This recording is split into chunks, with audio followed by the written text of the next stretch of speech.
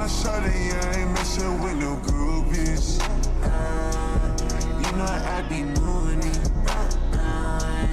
Tell her I don't deal with this. Baby, I can do this. Hate these niggas like I'm useless.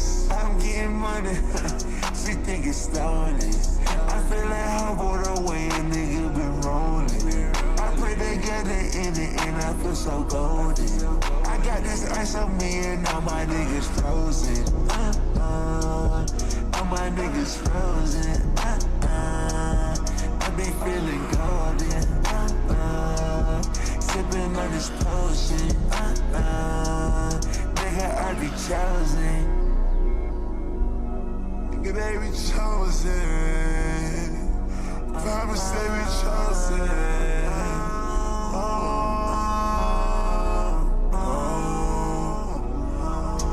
Each my niggas got a record in they pocket. Each my niggas got a plug up in they socket. Each my niggas take a trip right to the tropics. All my niggas going up, ain't time no robbers. I been young with the brothers with the gang. Go to Paris, shit in London on the train. Pray to God I get more money than more fame. Tryna put a track control me with her brain. Confusion, it's working. I tell her pull up, shawty be twerking. I saw her and as I feel like I'm on folder. Get some ice on me, I'm feeling colder. I'm feeling colder. Told my shawty I've been feeling colder. Beat up on the shorty till there's no nerve. Tell my son I teach him when I'm older. Older, 5-star, we older. Shawty sting, she got her older. She want beef, I give her cold birds. We get bread, we in the suburbs. Promise we in the suburbs. We ain't busy, you know it's no nerve. You know why we niggas no nerve. We ain't even give us enough fun. Sending him every meeting, I know it's mine.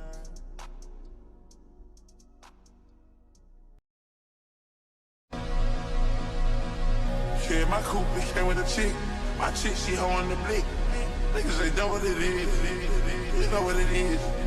You know how I feel. How many times I told you I don't wanna be right here? How many times I told you I don't wanna be alone? Only time I smile is when I'm looking at my phone. Let you when you high, but then I wish you when you low. But no one in this world can love me more than all my hoes. Yeah. Tell my dog, hurry up, we gotta go. Tell her throw it in a bag out by the stove. All my dogs cut, though that's how I go. I go. I got so much diamonds on my wrist, I'm talking Told her bend it over when I stick it, she like Told her bend it over when I stick it, she like I can only fit 6 holes in the truck. Bitch, don't worry what the hell is in my cup. I got so much pretty bitches tryna fuck. Please don't hit my phone if you not tryna slut. Mr. Polo with your Vinci, bitch. I didn't see your close friends, girl, you're risky, bitch. Girl, you hit my best friend, how you miss me, bitch? All these niggas trash bags, couldn't diss me. I don't think they understand me. I'ma do it 2 times for my grannies. If you try me, I might steal you like a Stanley. Like baby fries up, all my guys up. Yo. Got my nines up. Fuck your ride. Good chat. Hold that down up. Big stream today. We got the YouTube chat going too. So what's up, YouTube chat? I'm not talking them like I just got my fries up. All this chrome on my face, I'm like Eliza. I been swimming in that coochie like a diver. Keep that blade inside my cap like I'm a blinder. Got that drink up in my cup, this ain't no cider. If I'm lost, God, find me like a lighter. Yeah. Tell my dog, hurry up, we gotta go. What's good, Orda? What's good, Tipsy? YouTube chat, what's good? Loud, the one and only. Aki Edit, Subbits Beyond.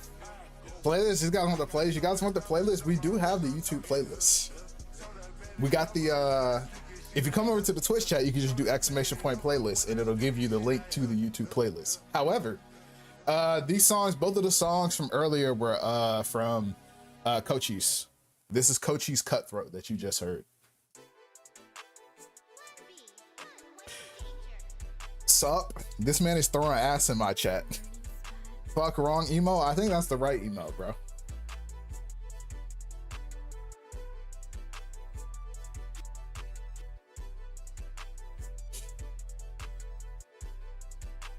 Anyway, Bean, Vonnie, Aiden, thank you guys for the interest fees.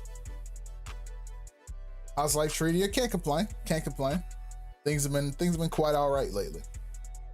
Things have been quite all right lately. I cannot complain.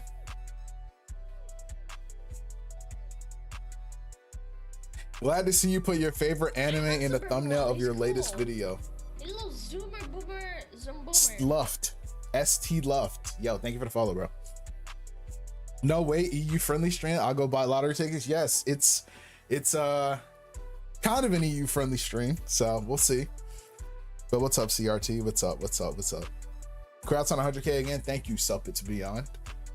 Lime Soda God, what's good, bro? In the YouTube chat. So YouTube chat, thank you guys for being here, by the way. Let me talk to the YouTube chat real quick. Twitch chat. Freak you guys.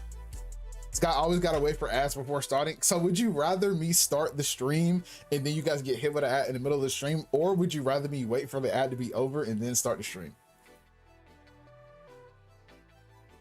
My first time in stream? Really? Well, welcome in, Kibo Spun Bun. Junket, thank you for the interest fee. What do I expect? Expect some yaps, bro.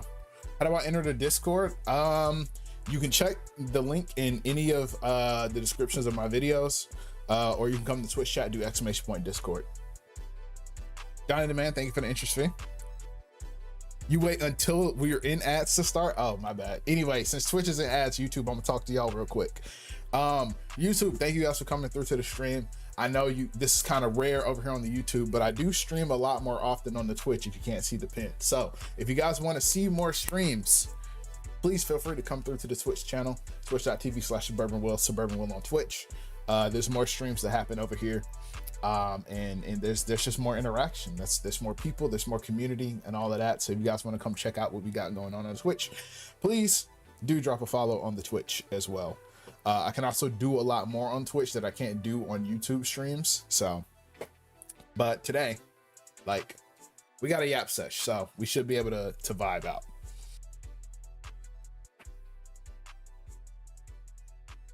So, what's good? Well, the last video was a, what is this? Banger? Thank you, bro. Thank you, bro. Thank you. I appreciate it. I mean, it's been the only one that doesn't get ads. The section I popped on that mentioned something about the ads. I don't know. I don't get ads either. I wonder why. Who knows, man? Listen, I don't control the ads. Twitch is the one running the ads, so don't think it's me hitting you guys with ads trying to run up a bag. Proudtry, thank you for the interest fee. Thank you for the interest fee. Let me see. How am I gonna see? I have too many chats on stream. I got YouTube and Twitch on stream right now, so now I'm kind of like, how do I do this? Because I can't even see my OBS anymore. But you know, we got the Jungle Pocket background today for the stream start. Gloopster TV, bro, thank you for the first time chat. Welcome in, bro. But yeah, you know, if you weren't in the Discord last night, if you didn't see, we did have the Uma Musume Beginning of a New Era watch party. Excellent movie, by the way. I have so much to say. I have so much to say about that movie, which will be on the Patreon once the Patreon goes up. I think I'm gonna make a video just kind of announcing it when I do make a Patreon, that way everyone is aware, you know, just like a short little video to go up on the main channel, just so, hey guys, got Patreon, come check it out. So, but the Patreon is in the works. I have officially started actually working on it. It does exist. I don't think I have a link yet for it, but the Patreon, it exists. Okay, I don't want to say I have one, but it exists currently. So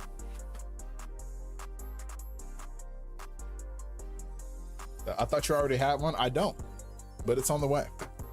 It's on the way. So for anybody who doesn't know, just because I know a lot of people on YouTube, I mentioned this to Twitch a million times, but for the YouTube, you know, there's a lot of new people here on the YouTube. So the Patreon, my idea with the Patreon is, one, it's going to be a free tier. So don't think it's only going to be paid content. There's going to be a lot of like free stuff for people who don't want to pay to enjoy as well.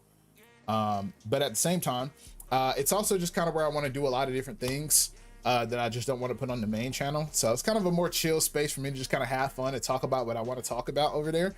And I'm excited to get into that because I haven't watched a lot of anime lately because I've been too busy making videos and so many other things. So I want to finally get back into watching anime. Like I said, the first thing that'll be up there will be my review of Uma Musume, Beginning of a New Era, and some more thoughts and just things I want to. I wouldn't even call it a review. I just want to talk about things that I watch and enjoy, you know? So it'll be more of a laid back kind of chill vibe for me to just kind of like talk about stuff like that over there. So if you guys want to support, feel free to do so. Face cam or just voice, won't be face cam. I'll figure out some way that I want to do it that's in a way that's like engaging. So yeah. Patreon been on the way for at least a year now. Patreon been on the way for like 2 years. I'm not even gonna lie. I told myself I was gonna make a Patreon when I hit like 50K and I never did. So would you look behind you? Back shots. Thank you for the 3 string streak, Bugsy.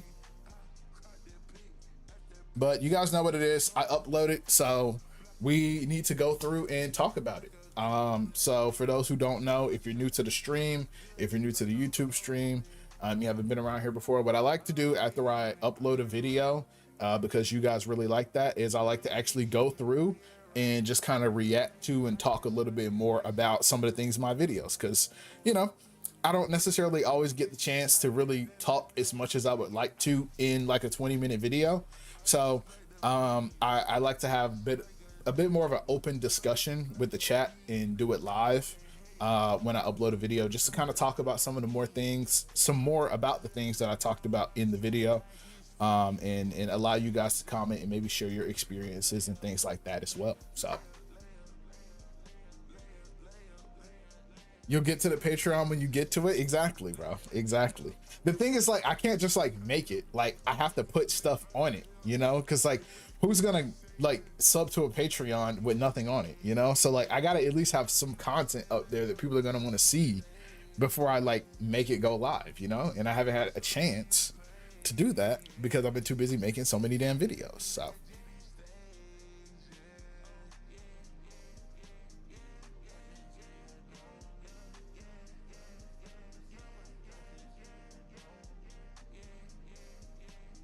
am I still on my starting soon screen? Hold on. There we go.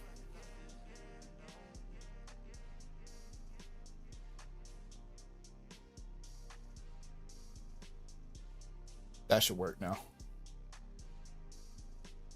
So CKK, what's good, bro?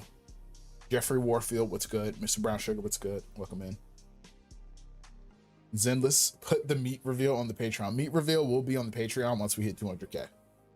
I love Suburbanwill. He's cool. Valid Spider, thank you for the follow. Zoomer. But anyway, before we get into that, what you guys been up to? It's good, Human 2. What you guys been up to today? I know it's a Saturday, so you guys probably been up to some shenanigans, or maybe you just been chilling today. So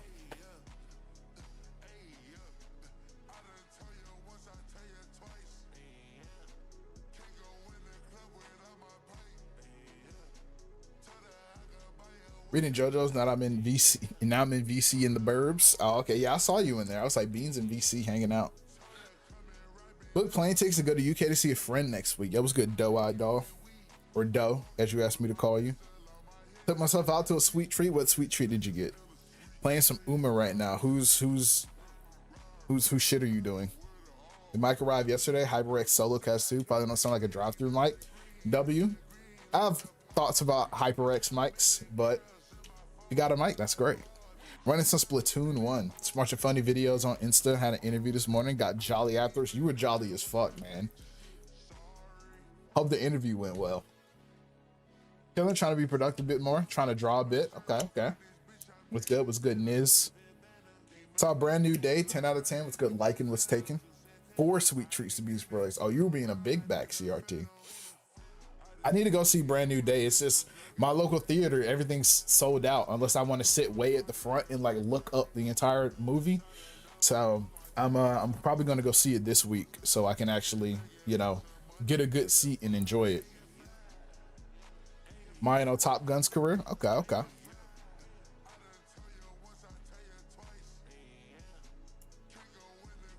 Elon rice, taiyaki, ice cream, and slushy tea. Damn. So you went to like a Japanese spot, maybe. Will W vid the other day. Thank you, Fluffer Monkey. Now my head hurts and it may be bedtime. That's what happens when you drink tequila. Tequila always makes my head hurt. What have you been up to other than catching up on sleep? Well, one, yes, I've been catching up on sleep because I was awake for like 35 hours trying to finish that video. So I just been trying to catch up on sleep, trying to get my sleep schedule back, like chilling. But also I just been kind of just like hanging out with friends. I played some Modern Warfare 2 last night, which was kind of fun, just with Noonie and the boys. Reinstalled BO6 to play zombies on there because Matt was like, you guys got to try BO6 zombies, and it was okay. It was okay. Of course, I've been on Overwatch. I've been playing so much Overwatch. Had to go back.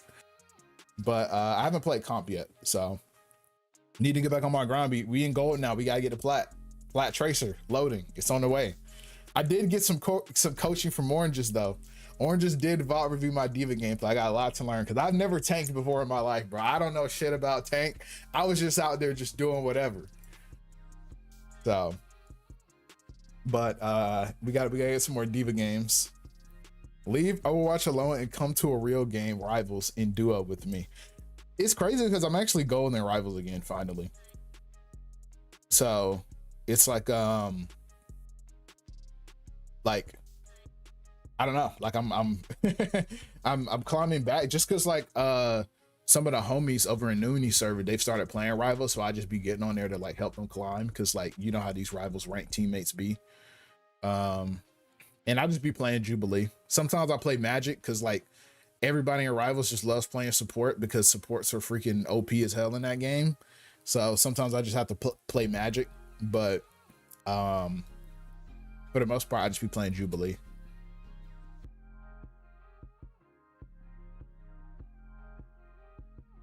Rivals real game. If you start uploading on Patreon, you're gonna have Dreams upload schedule, uploading once in a while. Don't want you to overwork yourself.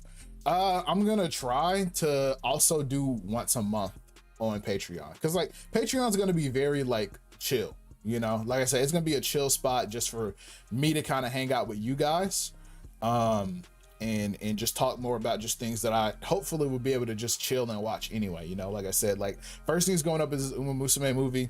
Second thing, I'm probably gonna get into Freerun season 2 finally because I have put that off for so fucking long. So you know, just as I casually watch things or go to see things and stuff like that, I just want to, you know, that'll just be stuff I talk about on the Patreon. Like I don't know if you guys know Nakey Jakey, but his second channel, Ball Creative, where he just kind of gets on there and just talks about whatever's like on his mind at the moment. That's kind of my vision for the Patreon. Just very chill, very laid back, nothing too crazy. So I'm gonna try to keep content on there pretty frequently for you guys.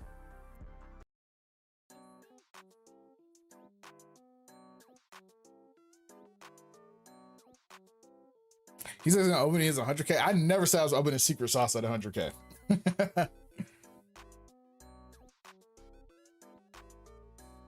Yo, first time in the stream. Yo, what's good? JXST. What's good, bro?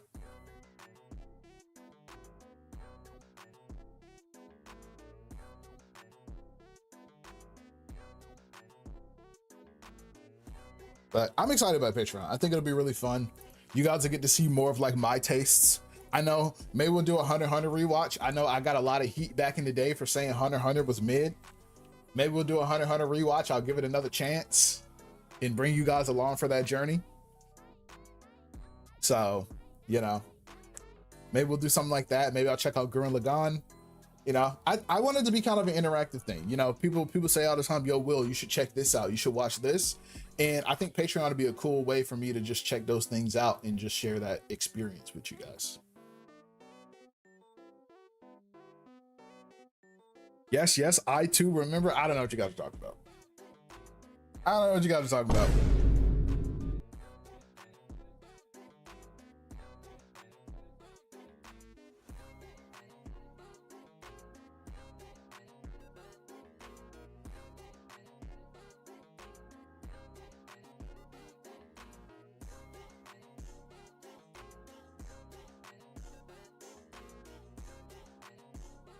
Watching Frieren in sub or dub? I watch Frieren subbed.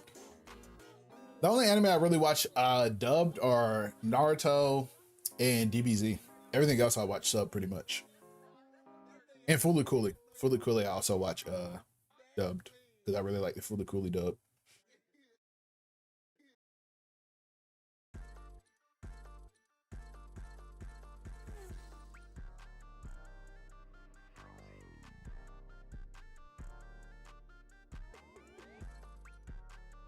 Anyway, you guys know what we like to do. Again, for anybody that's just now joining the stream, if you're new around here, what I like to do, you know, and what the chat likes to see is whenever I upload a new video, I kind of like to go live and just kind of talk about it, react to it live on stream, and talk a little bit more about some of my ideas that I presented in the video, and open the floor for you guys to also contribute your ideas to some of the things we talk about here as well. So that's what we're gonna do. And yeah, Witcher and Frieren have an amazing dub. Watch what you want to watch. I'm not a dub hater. All right, I want to make that clear. All right, I want to make that clear. I'm not a dub hater. I'm not the type of person that's like, anime has to be watched in sub. All right, like I said, I grew up watching dubbed anime, you know, so like certain shows like Naruto, you know, DBZ, stuff like that, I only watch them dubbed because that's just where the nostalgia is for me, you know. So I'm not a dub hater. I just usually what I start out doing is like I'll watch either just like sub and dub, like I'll watch each one and then I'll just pick which one I like more, you know. Or sometimes I just watch sub just because, you know, sub comes out faster and I just want to see the episode sooner. So yo, what's good, Mo? I would be shocked if you were a purist. I didn't get that vibe at all. See, thank you. Like, I'm not, bro, it's anime at the end of the day, you know? Like, I don't really have super strong opinions about too many shows, you know? Like, I'd say it probably ends at, like, Fooly Cooly, you know? Because, like, I have really, that show means a lot to me on a personal level. But, like, for the most part, you know, like I love slander, you know? I don't know if y'all been seeing the Luffy slander lately on TikTok, but that shit's hilarious, you know? I be slandering anime and characters and all of that all the time, you know, because I just think slander is funny and it's fun to talk about, you know what I mean? Like, I think, like, people talk so much shit about JJK, but at the same time, I think when people were tweeting about JJK at its peak, like it was like the NBA, was like peak anime Twitter for me. Like, that shit was so fun. Share boy, yo, what's good, Noonie? Thank you for the 2 years, bro. It's just the big two now. It is just the big two now. Luffy might be a Tanjiro victim. Luffy might be a Tanjiro victim, bro. That guy's sword level. So it is spoilers, so I don't want to say too much, but that shit has been like elite slander, bro. And like, I love Luffy, but because I love Luffy, the slander is even more funny, you know? The JJK leaks felt like a different era. It was a different era. Like, y'all don't know what, like, I was in college during JJK leaks, you know?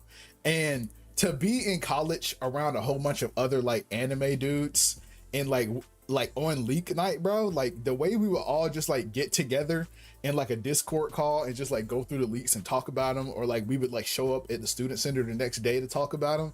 It was peak, bro. Like, that was a good time, bro. That was a good time.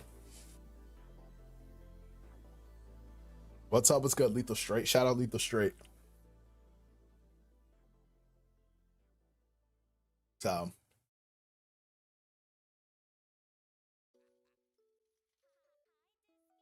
anyway, speaking about community, let's talk about the Gen Z mental health crisis, guys. Let's get into it. Let's talk about it. YouTuber reacting to his own video. How arrogant is this guy, right? Can you guys believe this fucking dude? But yeah. 1 second. Pause some music. Have you seen this video? No, I haven't seen this video at all, actually. It's my first time ever watching this video. So anyway, let's get into it. As someone who has recently gotten into playing competitive Overwatch, I encounter a lot of people who are mentally ill. True. Moira players.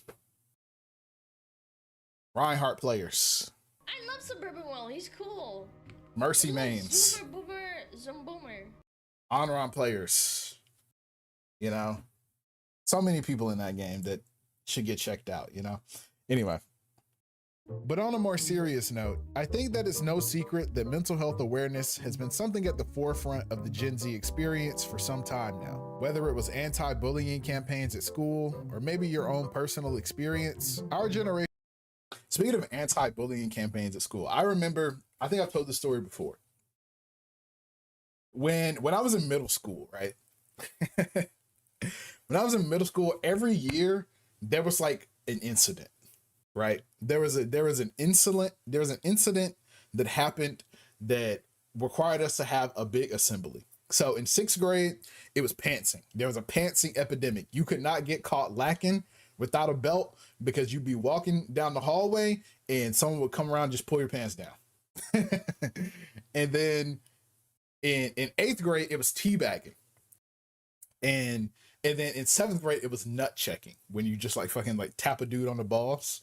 So, and this was all just like in the boys, basically, right? And they all ended in disaster, pretty much, right? So like 6th grade, the pantsing thing ended because there was this kid named Eduardo, and they pantsed him at PE in gym class, and bro was not wearing underwear. So after that, everybody stopped pantsing. It was like, all right, this shit has gone way too far. And then in 8th grade with teabagging, it ended because this dude I knew actually teabagged a girl. And then we were like, okay, you don't teabag a girl, bro. Like, you teabag other dudes. What the hell are you doing? That's like assault if you teabag a girl. And then, but in 7th grade, there was the nut checking. And this one was the worst because, like, we had a whole assembly, bro. And we had this assistant principal. His name was Mr. Winston. And he was like this swole ass, like, Asian guy. And he was like super stern, super strict. And so they bring all the like 7th grade boys into the cafetorium, which is the cafeteria which doubled as an auditorium, right? They bring all the 7th grade boys into the cafetorium. And he's like, it has come to my attention that there's been a crisis among the 7th grade boys. And we're like, what's he talking about? And he's like, apparently, it seems that you all have gotten into nut checking each other. And then we're like, ah, shit. Ah, shit. Fun's over. Fun's over. We can't nut check no more. And then he goes into this whole speech about how, like, when he was an assistant principal years ago, a kid got nut checked, and then the kid ended up losing his balls because he got nut checked too hard. So then he basically just scared all of us into no longer nut checking, because from that moment on, everybody was like, bro, don't nut check me, bro. I'm not trying to lose my balls. So that's how that ended up like getting like nipped in the bud. He basically scared us into thinking that like if you just so much as just got tapped on the balls, it was over for you. So that shit was that, yeah. So that's only tangentially related to anti-bullying, but like it's similar. We also had anti-bullying seminars and shit like that. We actually had an anti-bullying seminar get canceled because there was a gang at school that was threatening to jump somebody. So they canceled the assembly. Y'all believe that? We were 12. We were 12. Go see Spider-Man, bro. I'll take back what I said in the GC. All right, text you later. All right, bro. I will go see Spider-Man. I'm going next week. I'm going to go next week. And thank you guys for all the interest fees. Thank you guys. Thank you guys. Thank you guys. Anyway, hi there, everyone. What's good, Evel? Suburbanwill, gonna listen while I deliver pizzas. Keep up the good work. That was a crazy story to come in while you're delivering pizzas, but 100%, bro. Deliver those pizzas. I appreciate you being here. Hey, well, just want to say, I know you don't consider yourself a self-improvement channel, but you've helped me a lot in realizing I'm not alone with the things I've been feeling being Gen Z. So thanks. Well, thank you, bro. Thank you. I think I'll have more to say about that a little bit later, because there is something I do want to talk about your perspective as a creator. So, anti-bullying posted this sweet fuck all in my school. Some of it was funny though.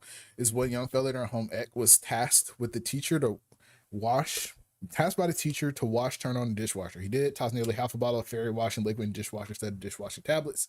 It was made from the machine. Suds started blowing all out of Florey's name Sudsy. We wouldn't give up to graduation. I feel like everyone's done that. At least I did that once. I put like dish detergent instead of like the tablets in the dishwasher, and that shit, my mom was mad as fuck. So anyway, so like you touch each other in the nutsack for the love of the game. Well, you didn't touch each other on the balls. You hit each other in the balls. Like you give them a nut tap, like a love tap.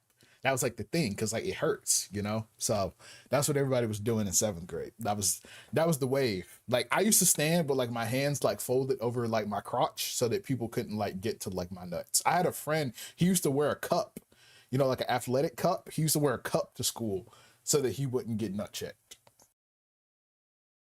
Is a lot more comfortable sharing their struggles with depression, anxiety, and their overall mental health.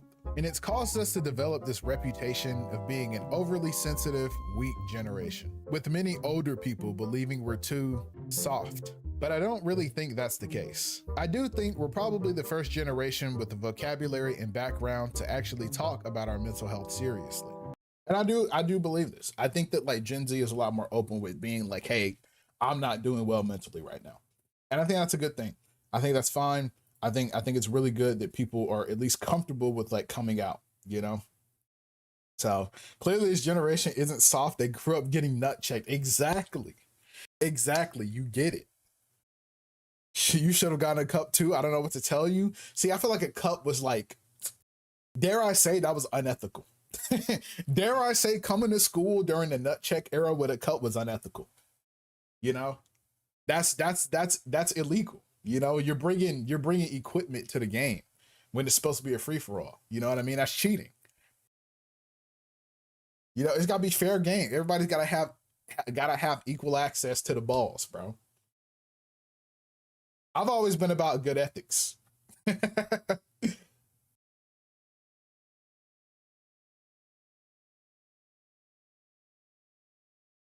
I was always about, you know, it had to be fair. Like to me, you gotta make it fair, bro. Everybody's gotta be on the same playing field, you know?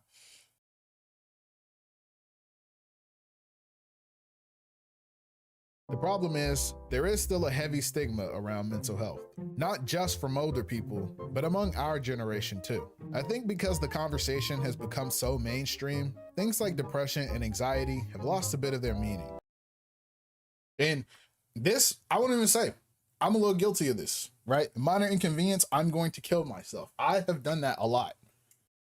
I have personally done that a lot. All right. When I get hooked by that roadhog, and I've been getting hooked all game, bro, I'm like, I'm going to end it all after this game. This is over. You know? But, you know, it's like that. You're saying you're not going to put your crown jewels in the vault? Crown jewels are meant to be displayed. That's why they're called the crown jewels. They're not meant to be put away. They're meant to be shown, celebrated, revered.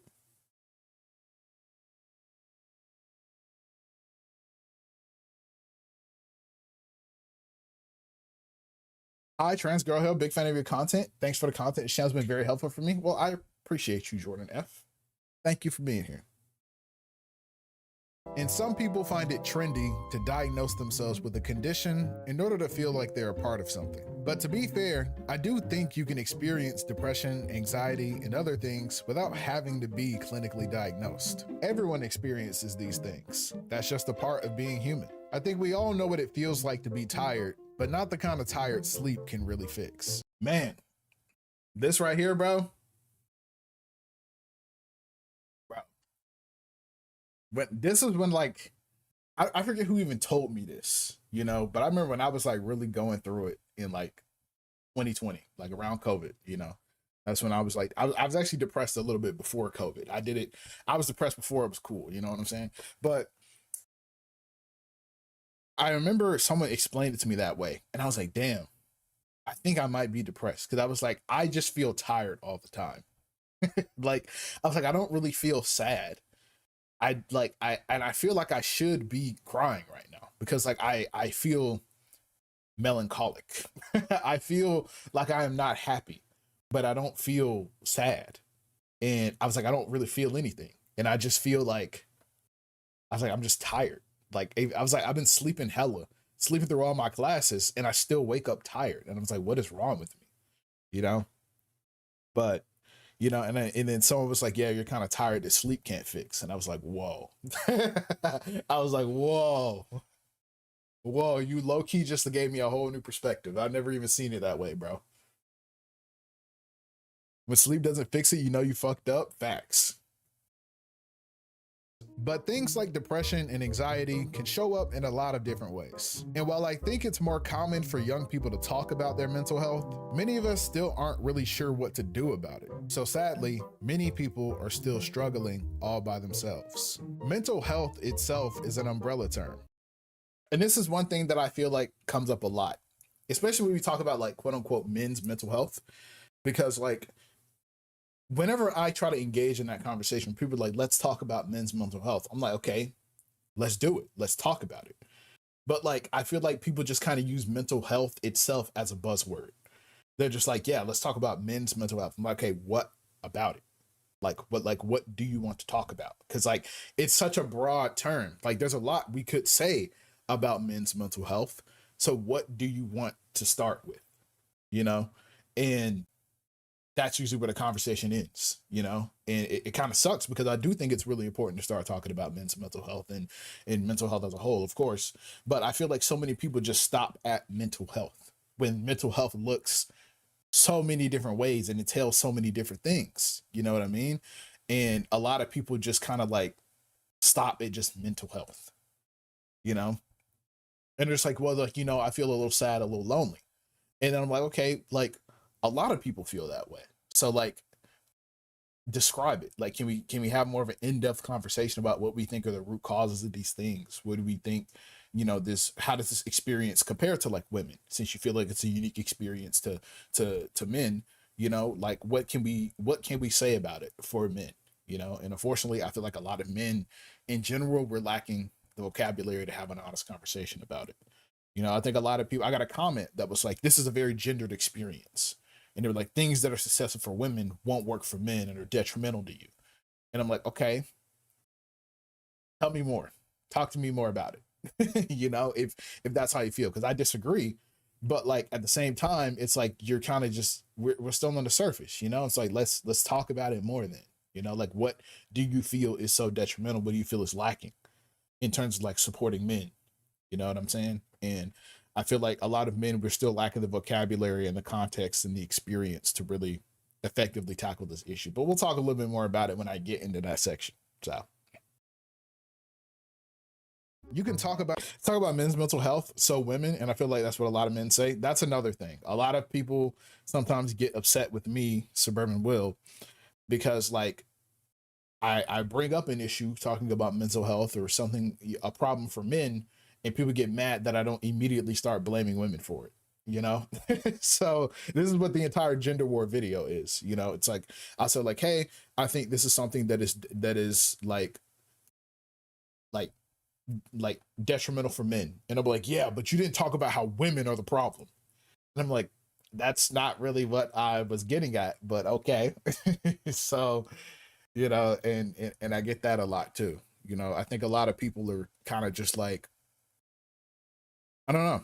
I think a lot of dudes out there kind of want women to be the problem, even though in the gender war video, one thing I said, I was like, women aren't the solution to men's problems. You know, as much as I think a lot of dudes think they'd be there. Oh, I wouldn't be lonely if I got a girlfriend. It's like you probably still would be. You know, to be honest, I know a lot of dudes in a relationship with someone who they feel like doesn't understand them, and they still feel very lonely. You know, You know, oh, I'd be a lot more happy if I just had more women in my life to talk to. It's like maybe, but you know, it's like I don't really think that's the case, bro.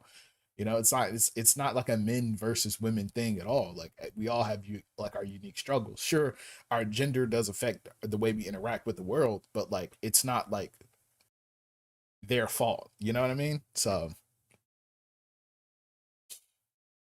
but yeah. About it broadly very easily. You can even make jokes about it. But when faced with the reality of what it looks like to fight that battle, that's where the stigma still remains. And true, it's easy to talk about it very broadly. Even when you look at like guidance counseling and seminars and stuff at school, kind of like order, what you were saying, people, they kind of just yada yada it. You know, it's like, let's talk about mental health. Mental health is super important. You know, I get this a lot with jobs too. When I was still in the workforce, and they'd be like, "We care about your mental health," you know, and we want to give you time to do that. But like, you'll find that like jobs say that they care about your mental health, but when you start actually going through struggling with your mental health, they don't give a fuck. So, you know, I feel like it's very easy to just say that, but like actually implementing real support for employees struggling with their mental health doesn't actually, you know, work out. So it's not something many people are proud to talk about because a lot of the same people who claim to care about your mental health are the same ones who judge you when they see you actually struggling. Yeah, and this is also a big thing, and we'll talk a little bit more about it as we get into the video. But I see that a lot, and it kind of blows, you know. It's just like you see people who are actually struggling, and like mental health is like we talk about it, like depression and stuff like that. It's a healthcare issue. It's you are not well. So when they see someone who is not well acting in a way that reflects their illness, you know, they're like, you're disgusting. You're disgusting. You're gross. I can't believe you would be like this. How do you live like this or whatever? When it's like, dude, like it's like this is what it is. Like it's like someone's like, dude, I have a cold, and then you look at them and like, why is your nose so snotty and runny? It's like because they have a cold, they're sick. What do you mean? Someone's like, dude, I'm not feeling too well right now. I've got a headache. I'm gonna lay down. It's like, why the fuck are you laying down, dude? It's like we said his head wasn't feeling well. Like he's laying down. He's resting. You know. So what's good, Cairo? One thing that annoys me about some women's spaces, and I don't want to sound like a pick me, but it's an intense hatred of men. Like I get that there's an actual valid reason to be distrusting of men because they can be dangerous. I know that, but completely discarding 50% of the world population is done and kind of productive because you should try to improve the world for everyone, not just group you're part of. I agree. I agree. I mean, there's plenty of men's spaces that have an intense hatred of women too. So I find both of those ideas very unproductive. So almost as if it was an illness. Exactly. You know? I saw some Uma Musume characters in your videos. What got you into it, and what's your favorite Uma? I love Suburbanwill. He's Welcome cool. in, Mythic. Welcome in. This is He's guy. Super boomer, zoom boomer. This is guy. No, this guy. No. We just watched it. We just did the watch party yesterday. Anyway.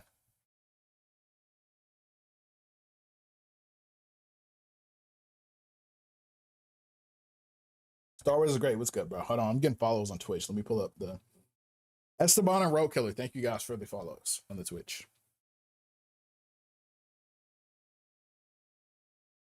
Well, you gotta hop on Deadlock. It's fun and extremely complicated and overwhelming, especially if you haven't played MOBAs. Facts. Look at this guy Rio, bro. Why is this why is this guy? This is the second time he's done this. This guy messaged me on Steam midstream.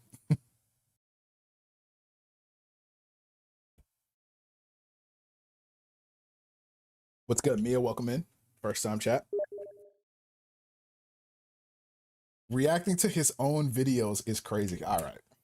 This guy.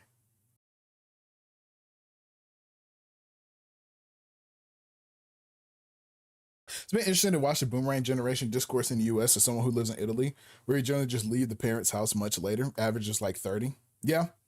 You know, and it's like that a lot of other places. But I think that unfortunately, a lot of people, in the US, like people expect you to move out at 18 and have it all figured out. And I feel like that puts a lot of pressure on young Americans too.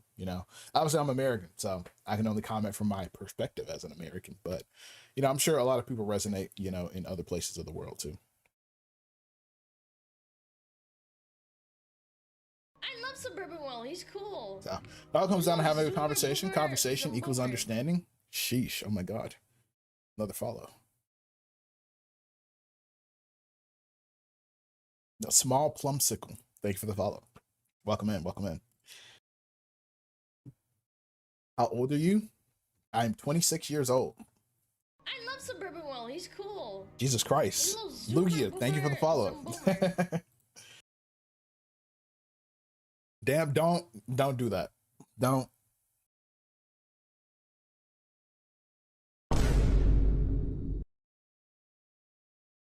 Man, I was like Maya, not Mia. My bad.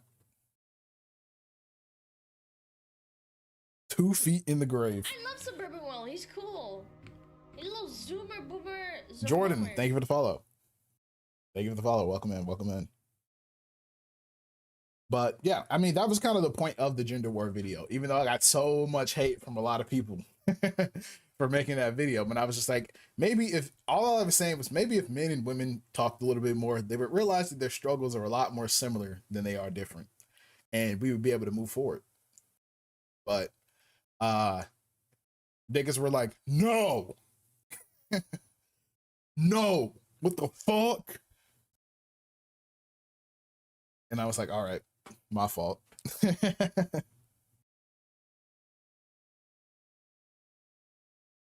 Your follow notifications, Magalana? It is. He's cool. He's a little zoomer, boomer. SSJ. Thank you for the follow.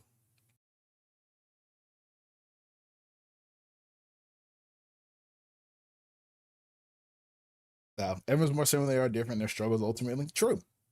And we have more to say about that in the future. Jeez, we just got to 1870 followers, bro. We're almost at 1900 followers on the Twitch, bro. But you know what I won't judge you for? Checking out Zenless Zone Zero. Zenless Zone Zero, bro. Guys, did you guys click the link? Be honest. Did you click the link? If you haven't clicked the link, please go click the link, bro. Click the link. All right. Download Zenless Zone Zero right fucking now.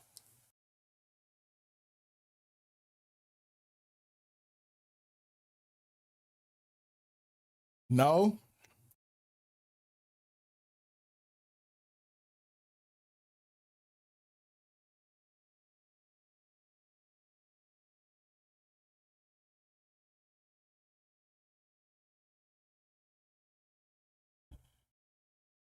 Bro skipping his own ad.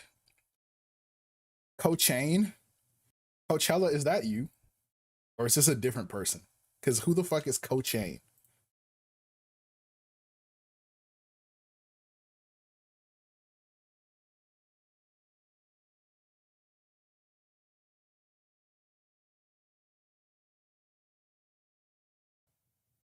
Anyway, something I've said before is that a lot of Gen Z feels like they're running out of time. Or worse, that it's already too late for them. With the oldest of Gen Z turning 29 this year, many people feel like they've missed out on life already. And that is true, bro. I see so many people who are older than me as they begin pushing 30. as Gen Z starts pushing 30, so many people are just like, dude, I feel like my life is just like, I have this life planned out and envisioned for myself, and I just haven't accomplished any of those goals, and I feel like everything's gotten away from me. And I'm just like, it's natural to feel like that. I feel like, again, I've said this in other videos, I think we all lost basically like 2 years to like shit like COVID. I used to be kind of in the camp that was like, dude, COVID was like years ago, bro. We got to move forward, like yada, yada, yada. But like something like that does have a lasting effect, like for like at least the next 10 years, like we deadass did just lose like 2 years. So everyone is kind of still trying to like play catch up and coming from behind on that. It just like, I'm not saying you should continue to just like dwell on it and just be like, oh, like COVID this, COVID that, blame all your issues on COVID. No, but,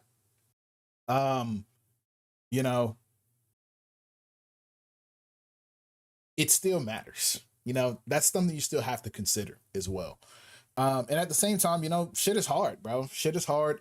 There's a lot less opportunities available for us. So you kind of just kind of got to get it how you live it. And I think that's why it's even more important for you to kind of not sit around and be mourning like what you feel like you've lost, because there's still so much out there for you to gain. You know what I mean? So like we got to keep looking forward. So what's up, Will? What's up, Famous? And Coachella in my chat. That Yuji Guna roleplay felt like you installed cams on an Asmongold viewer's house. Okay, coach.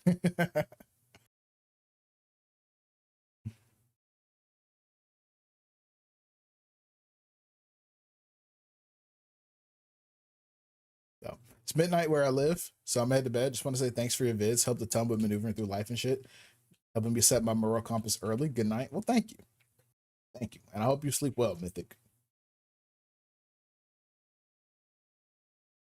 The economy is really bad for young people right now, and opportunities are few and far between.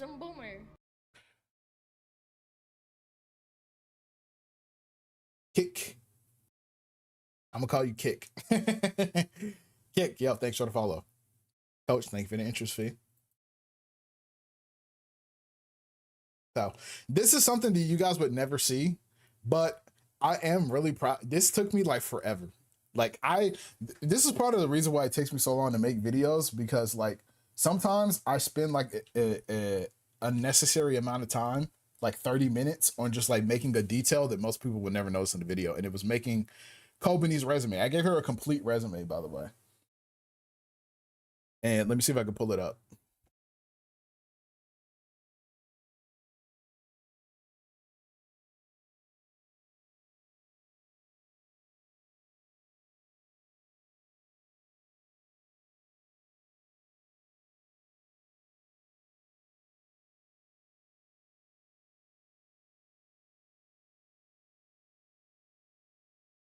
Thanks for the quote, Big Bird. I'm using that now. Wait, I gave you a quote? Did I just drop a banger line? You didn't even realize? So this is her resume. Kobani Higashiyama. Kobani.higashiyama20@gmail.com. Fake number, Tokyo, Japan. Experience, public safety, Tokyo Special Division 4, 2019 to present. Devil Hunter, Tokyo, Japan, conducted high-risk devil extermination operations across Tokyo, neutralizing numerous threats, including high-level and hybrid devils in urban environments. Collaborated with elite squad members and devil contractors on rapid response missions, contributing to the containment of major public safety incidents. Maintain operational readiness through continuous training, injury recovery, and adaptation to evolving devil threats. That's a pretty impressive resume. You know what I mean? So,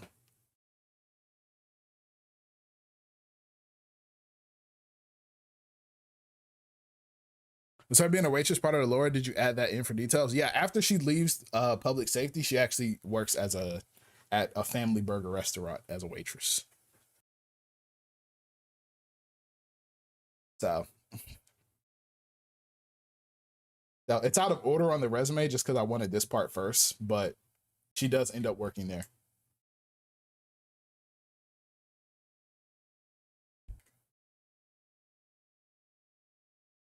Just on her car getting hired over her. You're my favorite YouTuber, but I thought you streamed on Sundays. I stream on Saturdays now. Sometimes I do stream on Sundays. I don't really have much of a schedule. So you just got to catch me when you catch me. Guest accommodation in a high volume setting. That's dead ass like how like I used to describe working at the student center.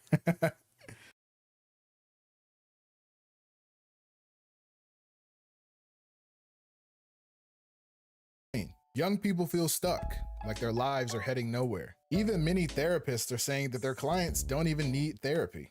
They need money. You deadass just need like 2 bands.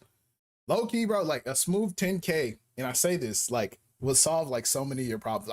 I don't know about y'all, but for me, if 10K hit my account, a lot of my problems in my life right now would just be instantly solved. Like a smooth 10K would probably fix like 90% of your problems right now. A report recently came out that showed that over half of American young adults are still living with their parents, even more than during the Great Depression. And while there's nothing wrong with living with your parents, I think we all know that living at home can also have some consequences for your mental health too. If you're Gen Z, your parents are probably the more terrible a PG character's life is, the more relatable it is. You guys any spoilers for the upcoming videos? No, because I don't know what my next video is going to be. I make them one at a time. Gen X. They're a lot more open-minded than boomers, but many of them can be pretty stuck in their ways too. Parents these days are much more aware of our mental health struggles, and I think they do try in their own way to be supportive, but they can be pretty out of touch when it comes to actually dealing with it. I'm sure nearly all of us have an experience where your parents told you that you can talk to them, but when you tried, the conversation rarely ever made you feel heard. A lot of older people have an attitude that your mental state is a result of you being influenced by something. This is a big one, bro. I know this happens even when like I talk to my parents sometimes about some of the mental health things. You know, I went to UGA, it's a predominantly white, institution. And when I first tried to talk to my parents about the shit that I went through, mentally, when I was struggling, they were just like, is it because all those white people, are they putting that in your head? I was like, right. Cause like only white people have ever been depressed. Right. So, cause only white people get depressed, not black people. No, never that.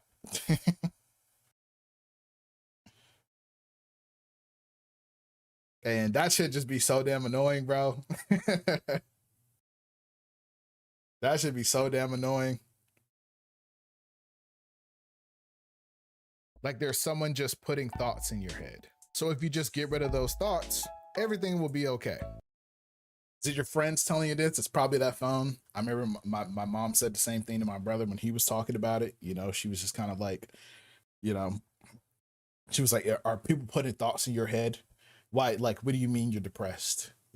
Or what do you mean you've been feeling like, less than, it's like, sometimes like people just feel that way. Like, I don't know, mom, maybe, and that's just how parents are sometimes, bro. And it's really annoying to deal with.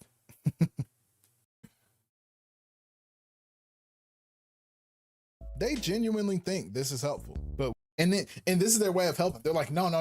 That's just something. That's just a spirit that's gotten into you. You just got to get rid of it, right? You don't need counseling or therapy or anything like that. This is all just temporary and it'll pass. That was something my dad told me. He was like, it's temporary. It'll pass. I was like, I hope so, but like, this isn't very helpful for getting through it right now. If I'm being honest, pops.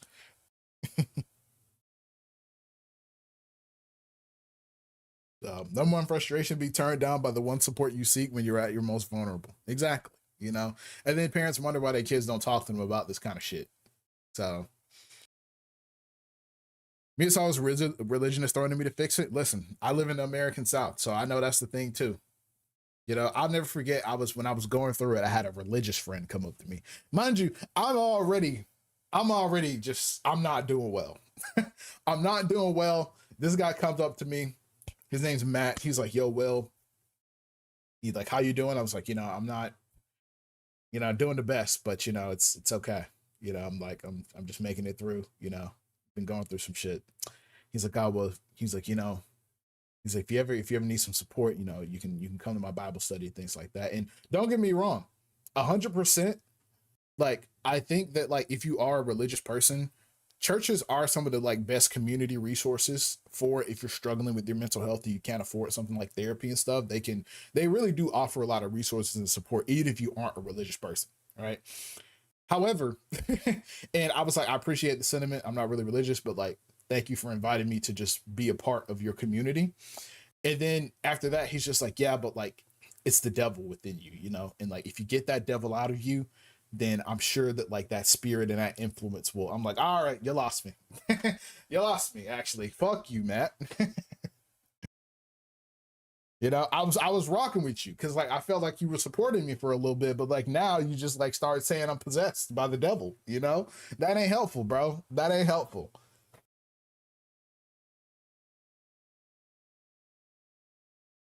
So, hey man, just got out first time Got off work, first time seeing your stream. Just want to say that I appreciate your videos that help me out from time to time. Appreciate the work you put in. Appreciate you, Ghost. Thank you, bro. You ignored that nigga. Now the devil go get you, bro. You fucked up. The devil already got me, bro. That's why I am where I am now, bro. We know that it's often not, and instead often makes you feel even more alone. Or worse, they turn your struggle into something that's your fault. Now this is the worst right here. When they flip it back on you, that shit'll make you crash out. You're not depressed. You're just ungrateful or lazy or entitled. Some people think that I don't speak enough about men's mental health on this channel, and I'm not a therapist, so that's never really been my goal. I like to make that a distinction. Not a therapist. Suburbanwill's not a therapist. I'm not a mental health professional. I'm not someone who has the answers to depression and all of these things. You know, I feel like sometimes people come into my videos thinking that I'm offering those things, and then they get disappointed when they're like, well, you don't offer any solutions. And it's like, that's not really what I'm here for, bro. I'm just here to kind of just talk about it. So, but things like this is what makes it especially hard for young men to talk to our fathers about this kind of stuff. When older men still have the idea that masculinity is about being tough and emotionless, trying to have a vulnerable moment with your dad is very difficult. So for many guys, you're left without validation or guidance when facing these problems. I've been there too. Many young men are silently hurting. And sometimes people ask, why don't men just talk about their problems? But when you're raised in a culture that tells you crying is weak, in any pain you should just suck it up, it's hard to unlearn those behaviors. So back to the conversation we're having earlier about men's mental health. You know, these are the things that I feel like are important to talk about. You know, when we talk about men, especially our relationship with older men, you know, and their ideas of masculinity. A lot of men can't go to their dads when they're struggling. That's just the truth, you know, because your dad isn't going to give you much helpful advice. If you got a dad out there that does actually understand those things and is willing to support you in that, that's truly like a blessing, because that shit is rare, you know. So a lot of men can't turn to older men when they say, hey, I have feelings of insecurity. I have feelings of adequacy. I have anxiety. I have depression. I have all these things that are that I'm trying to work through. Even if they don't even have all of that, if it's just like, I'm a young man and I got a bunch of angst and a bunch of pent up emotions that I don't really know how to unpack and deal with and express. And you come to an older man and he says, that shit is fucking gay. And you're just like, well, what do I do now, guys? What do I do now? All right. I got told that I'm not allowed to have feelings because I'm a man, and I just need to suck it up and stop worrying about it, I guess, and pretend it doesn't exist. But, you know,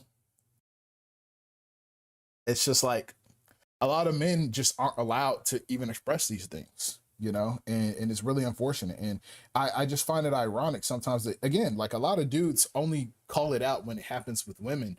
You know, when women aren't willing to engage with them, which again, I think is wrong. But at the same time, it's like, we don't call out other men for also not being willing to engage with those things either. You know, when you come to your older brother, when you come to your dad, when you come to your boss, when you come to just a male figure in your life, think about why sometimes a lot of dudes don't even approach those kind of guys, because they just know that their advice or insight isn't going to be very helpful. So you got a lot of dudes out there that's looking for somebody to just be vulnerable with, and a lot of times I think dudes look to women for that, because, you know, women tend to be a little bit more like open to hearing about that kind of stuff. But I think what it really takes is for more men to be also willing to be a support system. You know, when we grow up and we become fathers and things like that, you know, when your son comes to you and he says, Dad, I don't think I'm doing well, are you going to be able to be there for your son?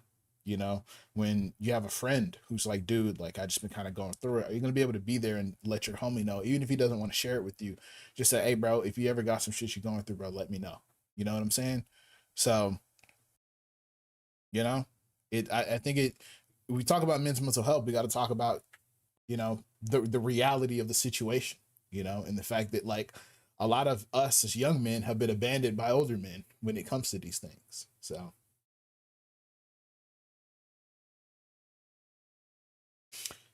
I was thinking of the Playboy Max situation when I saw this part of the vid. Shame a guy for expressing themselves and talk about no one cares about men's mental health. I mean, yeah, I mean, there it is right there. I mean, there it is right there. You know, you got Playboy Max, who's someone who very like Max is very clearly trying to find his identity. He's a man, and it's another thing where people are like, I see this a lot, where people are like, oh, I don't have sympathy or like feel sorry for like rich people, you know, or rich streamers, and just because you have privilege in some ways doesn't mean that you can't still struggle with your mental health. You know what I mean? Like you just sound like your fucking parents. You know, that's the same shit your parents be saying to you. Oh, I've given you a good life. What do you have to be depressed about? You know, there's a lot of different things that can cause you depression. You know, someone who makes an entire living on the internet where your every single action and thing you do is judged and hated on publicly, that shit can get to you mentally too. You know, everyone's going through their own sort of like battles. So when you see a man kind of break down and get emotional because I can imagine that being Playboy Max comes with a lot of like pressure and you trying to carve out your own identity and land for yourself when other people are trying to tell you who you are. That shit isn't easy, bro. So I completely understand and I feel for him in that regard because I struggle with that a lot too. You know, I say it later in the video. I for a long time I felt like I didn't really know who I was because I was only ever who other people wanted me to be, you know? And I think he's just trying to figure out who he is, and other people are trying to tell them who he's not. You know what I mean? So that shit sucks.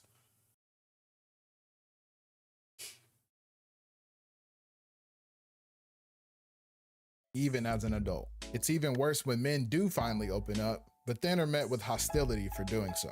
Sure, men created this environment for ourselves, but we're also victims of it too. And I think Gen Z men are among the first to begin understanding that we aren't stoic, logical robots, and are instead humans with feelings who also need validation and reassurance. Yes, like I remember a couple of years ago, there was this weird trend that I saw going around, but so many dudes were like, I'm embracing stoicism now. Stoicism is the way. And I was like, I don't think you guys understand like stoicism. Like many other things in philosophy, it is simply a school of thought, right? It doesn't mean that you should embrace your entire life and build it around this one specific sect of psychology. You know, that doesn't make any fucking sense. So, you know, but so many dudes were like, yeah, stoicism. I'm unfeeling. I'm a statue. Nothing in life fucking phases me because I'm so stoic, bro. This is the way. And it's just like, you know, I mean, if anything, you should maybe like look into Confucianism. I think that would be a much better and more well-rounded way to guide your principles, and that is very similar. But you know, it's like you are so sensitive, bro. You're sensitive. You're a sensitive ass. So many dudes are so sensitive and try to pretend that they're not. And you might as well just start talking about your feelings, bro. Maybe get a journal or a diary and write down how you're feeling or something like that to help you like get those feelings out. But pretending that you don't have them is only doing you a disservice. So, you know, and but so many dudes think that like, oh, if I just pretend I don't have feelings, then nothing can hurt me. When really shit still hurts you, bro. Shit 100% still hurts you. You guys ever seen that fucking that clip in Adventure Time where Finn gets both of his legs fucking broken and he just goes whatever? Like that's how so many dudes try to act. Let me see if I can find that shit actually.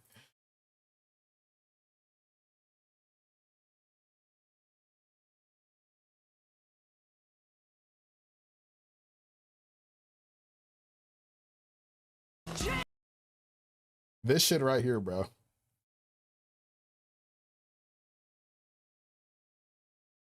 Jake! Whatever. That's so many guys, bro. That's so many guys right there.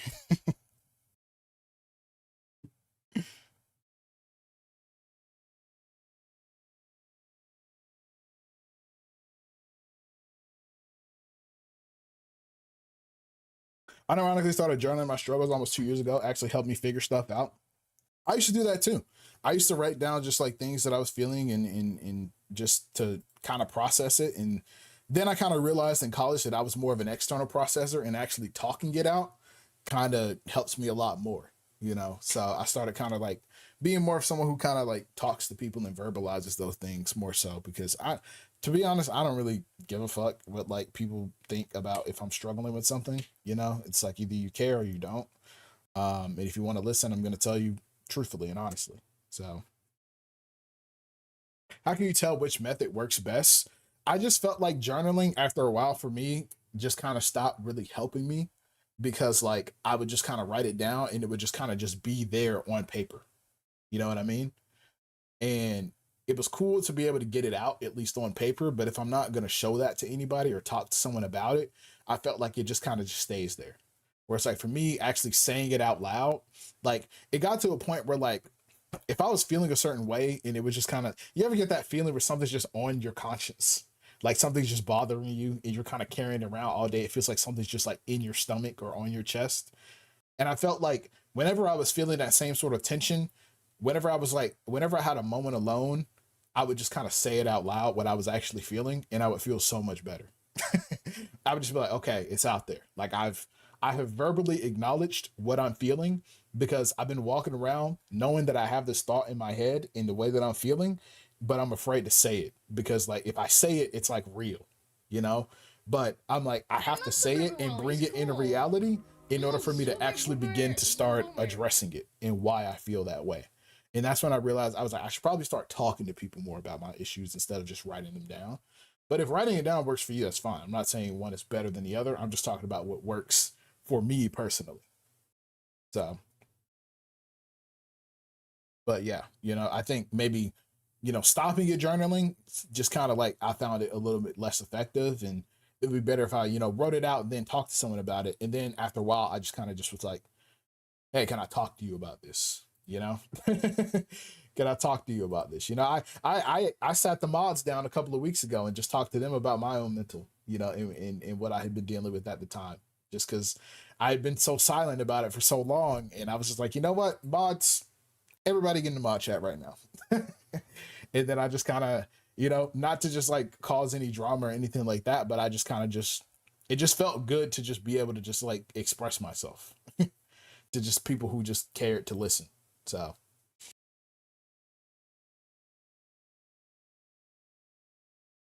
Will is a deeply traumatized person. No, that is not true.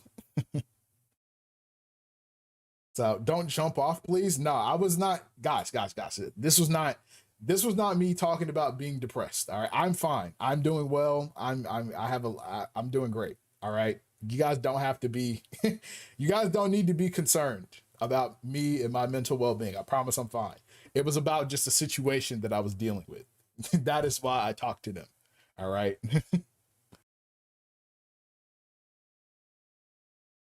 Right. Very specific, isolated situation that I have moved past since.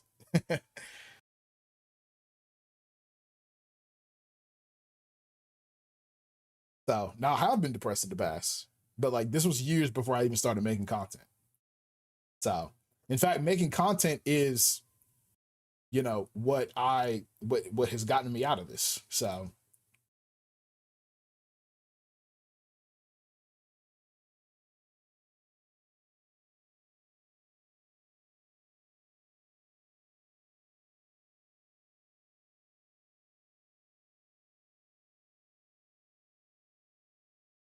upload your first vid when hitting 100K. I'm waiting, gang. No, I said I would show my first vid when hitting 100K. And I did. If you go check the VOD from the 100K stream, I did indeed show my first video.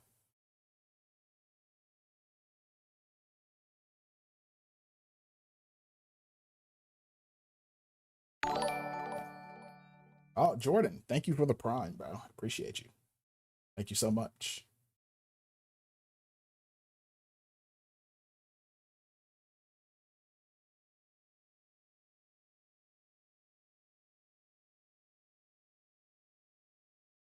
Anyway, moving forward.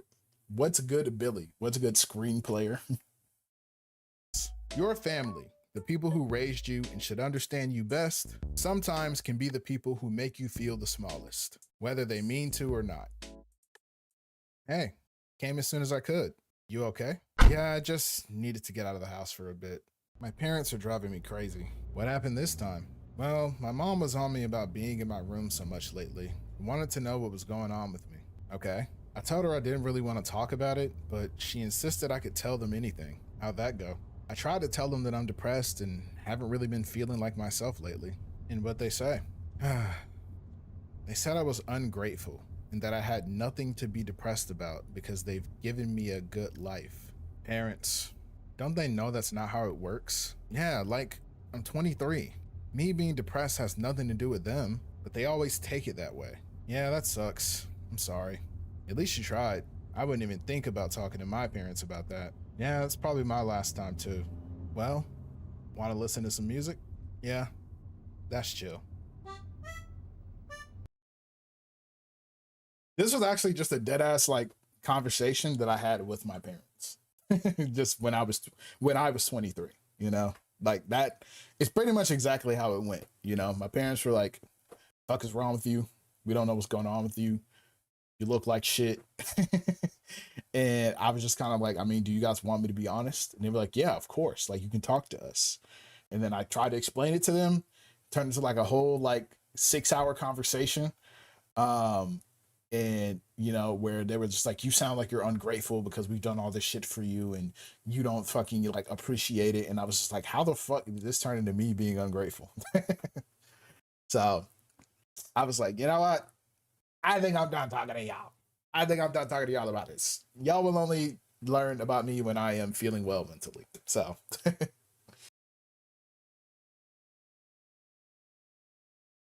so 6 hours, this house full of yappers. So I'm not here to bash our parents or older people in general. I think many of them really do try their best to reach us, but they didn't have parents who even tried to do the same with them. They give you the tough love approach, not realizing that it's only making you feel even more alone. So I at least try to give them grace in that area. It does suck though, because for many of us in Gen Z, you can speak to us because you really hate us, but we do all we can to you. Yeah, exactly.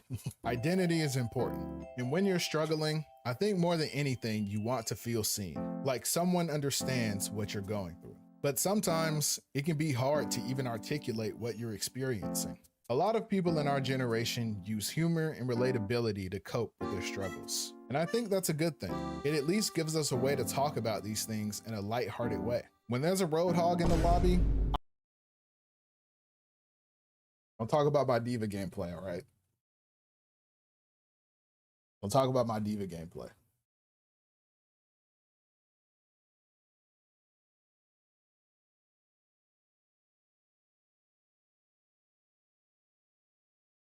I got us 22 on the point, by the way, all right?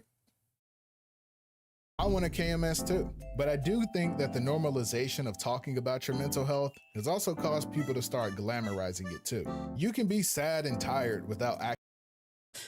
There's also, you guys trauma bonding. I remember there was this girl in college that I met and like, I was just kind of like venting one day with like a friend and she was just kind of there. And then like, she like would like introduce me like to like other people. It's like, oh yeah, we trauma bonded together one day. I was like, I wouldn't say all that. I don't think we trauma bonded. I didn't share anything traumatic. I was just a little upset about something.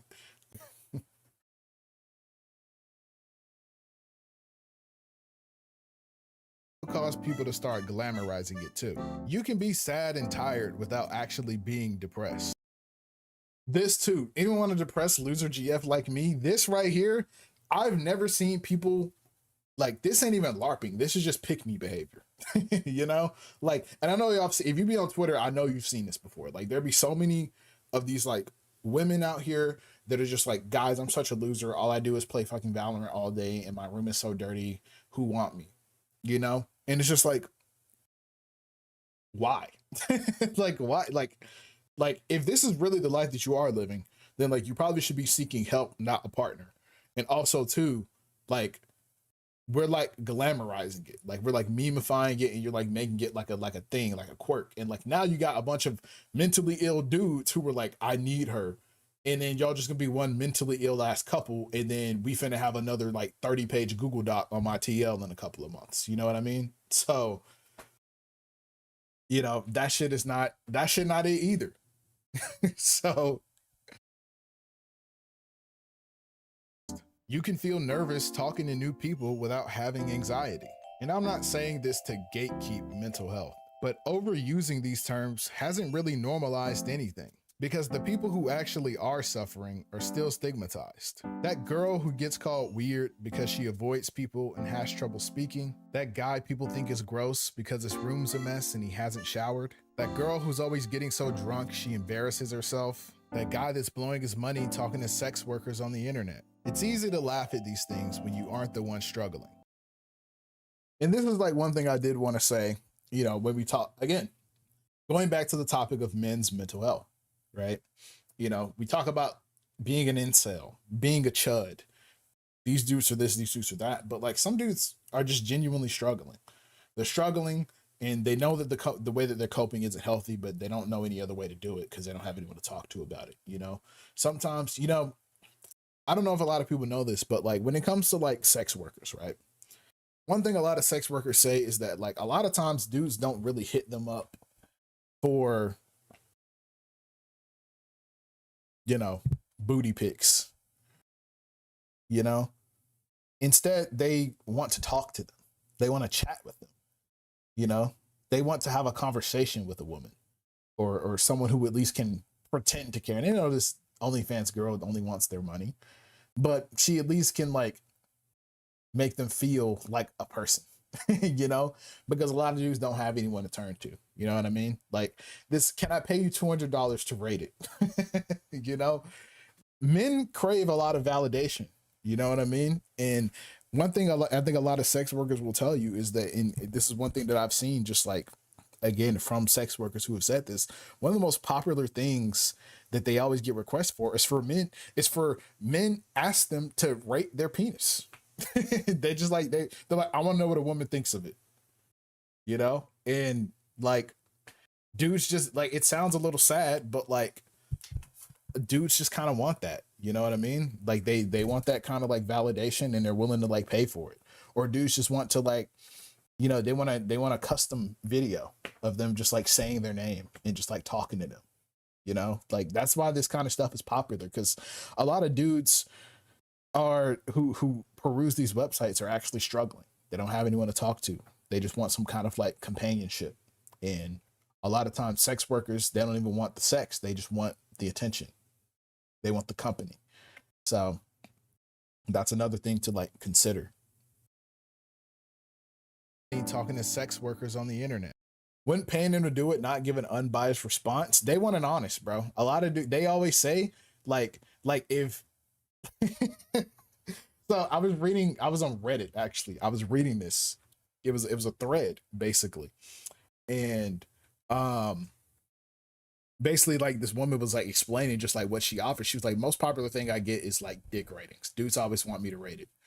And they were like, how do you do it? Like, what do you say? Like, is it believable? And she was like, you have to make it believable. She was like, they get mad if like they think you're lying, you know? She was like if their shit not big and you're like it's big, they're gonna be like immersion broken. They're gonna be like immersion broken, you know what I mean? So they're not rocking with it.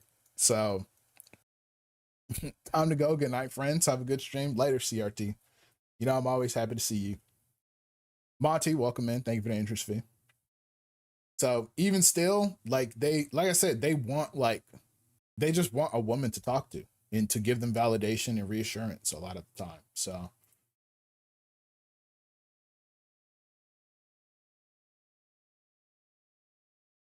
and I know it's funny to like laugh, you know, I'm not saying all this just to be like funny and vulgar. Like I'm like, this is just genuinely the reality, you know, it's why I put it in the video. You know, I'm not sitting here just trying to like make a dick joke. You know what I mean? Like, it's just like, this is just the reality of like why sex work is so popular and why it is one of the oldest professions. You know what I mean? Yeah, it's good, Josh Madden. Bro, I got your whisper on Overwatch yesterday, but I completely forgot to respond. Like when I got off yesterday, I was like, oh shit, I did not respond to Josh Madden's whisper. I like just realized, because like I was mid-game when you sent it and I completely forgot by the time the game was over.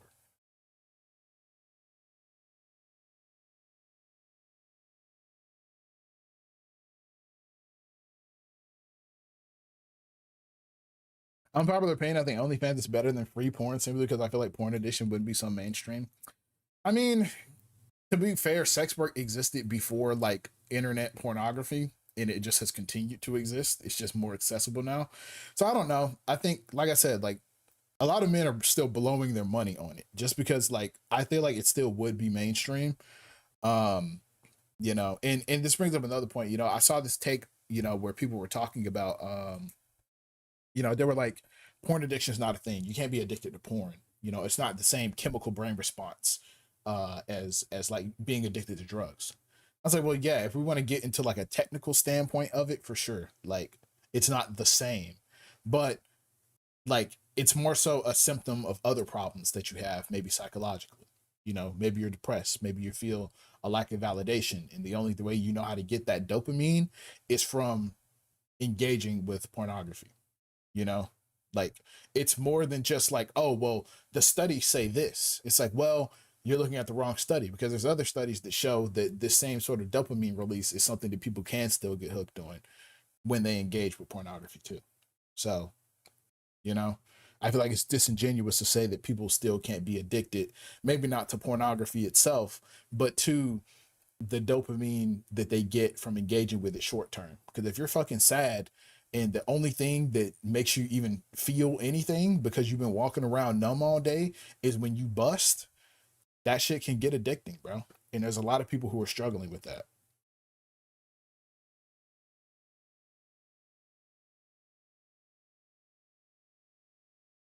It's easy to laugh at these things when you aren't the one struggling. But these are some of the ways depression and anxiety actually show up, not to mention any kind of neurodivergence that might make some of the symptoms worse. This too. So you're already neurodivergent and you're already not mentally well. It's like a, you know, double-edged sword. But we still can't talk about them honestly, because the truth is that even for our generation, there is still a stigma around mental health. So the people struggling the most are still shamed into doing it in silence. But then we wonder why people don't say anything when they need help. This as well, you know?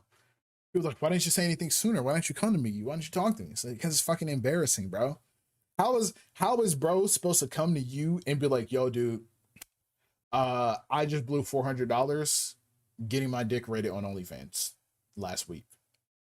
He's not gonna want to say it because that's embarrassing, you know? Like there are things that like we still have a stigma around it because people consider it shameful. You don't want people to laugh at you. You don't want people to talk about you. You don't want people to think you're weird or gross, because especially when it comes to talking about things like sex and in some of the more, I guess you could say, quote unquote, unsavory ways that people cope with these kind of things, you know, it's like people are like, oh, that's weird. You're a freak. You're a creep. It's like, maybe he's not a creep. Maybe he's just a dude who's struggling with his mental health. He doesn't want to do this, but like, this is just how it happens. You're not well mentally. You know what I mean? So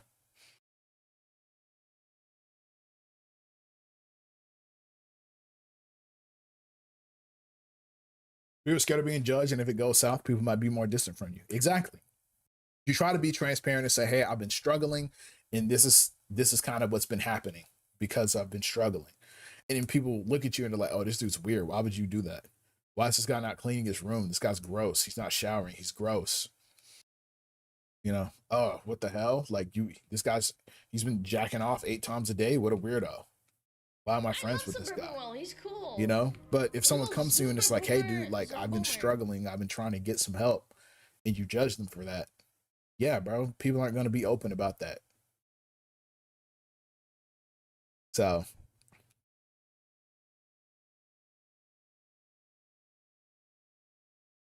so NSD 0, thanks for the follow. Welcome in. I'm not trying to downplay anyone else's struggles either. Just because you don't have that experience doesn't mean you aren't also fighting your own battle. My point is that I think a lot of young people are struggling a lot more than they realize.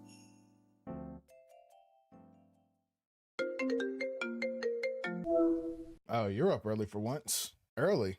Nah, I haven't even slept yet. It's 6 a.m., bro. Yeah, I was up all night grinding ranked. What did you even do yesterday? Did you even leave your room? Well, I woke up at 6 a.m., p.m., of course. And then I doom scrolled for like 2 hours. Then I got up and ate a Pop-Tart, gooned. Then I took a nap, woke up, gooned again. Then I played rank for 6 hours, gooned one more time. And then I've been in a Discord call for the last few hours. Can't believe Will dropped his schedule. Daily routine. Hashtag get ready with me. Sheesh, dude. You know, I thought you said you were going to get up and start working out with me in the mornings. Oh, yeah. One of these days for sure. You keep saying that. Anyway, I got to set my trash out. What? Get ready with me to jack off and play video games all day. Imagine. Since when did they start collecting trash on Saturdays? It's Tuesday, bro. Oh. I guess the days are all kind of a blur lately. Past few months have been kind of a blur. 2026 is going to be my year, bro. I'm finally going to lock in and get my life together. Sounds good, bro. Hey, you want to start working out with me in the mornings? Yeah, bro, let's do it. July already, huh? And this is also something, bro.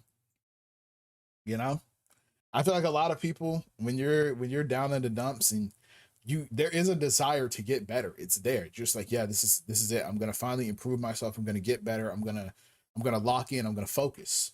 You know, and then because you're depressed, the days all get away from you. Every single day kind of runs together. And you look up and it's July. You know, it's August now. You know, and you're just like, damn, I haven't done shit all year. You know, and then that really starts to set in too. I love Suburbanwill. He's cool. He's a little zoomer boomer, zoom boomer. AC, thanks for the follow.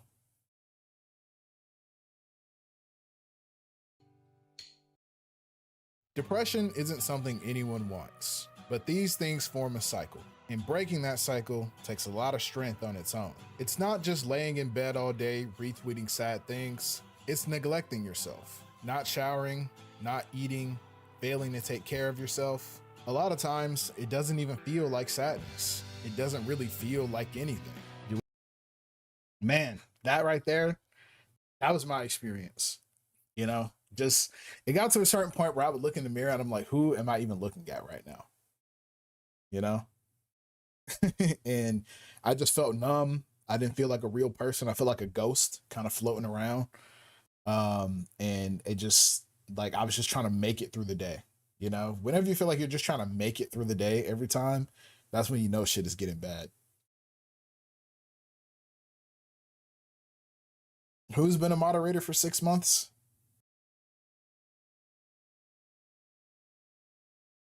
Freaky Himmel. Damn, it's been 6 months already.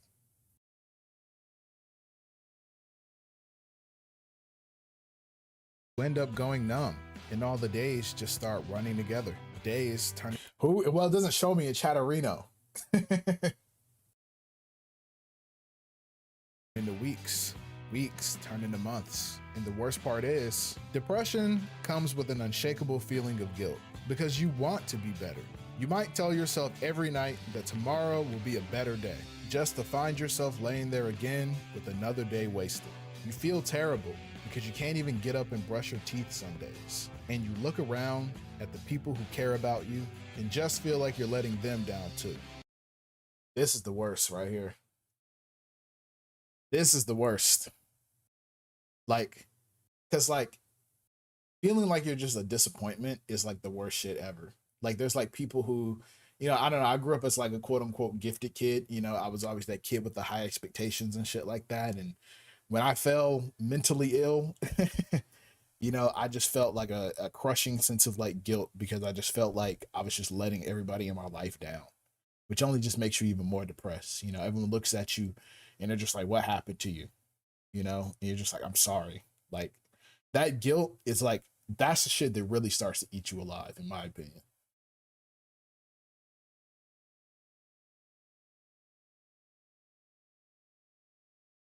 It makes me sad when I see someone on the internet clearly fighting to take their life back, being met with hate.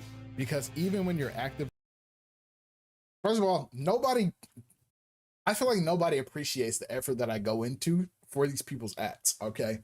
Nobra, like Voodoo Shawty, come on now. Come on now. And then Nalia, bitch respecter. I feel like that's just fire.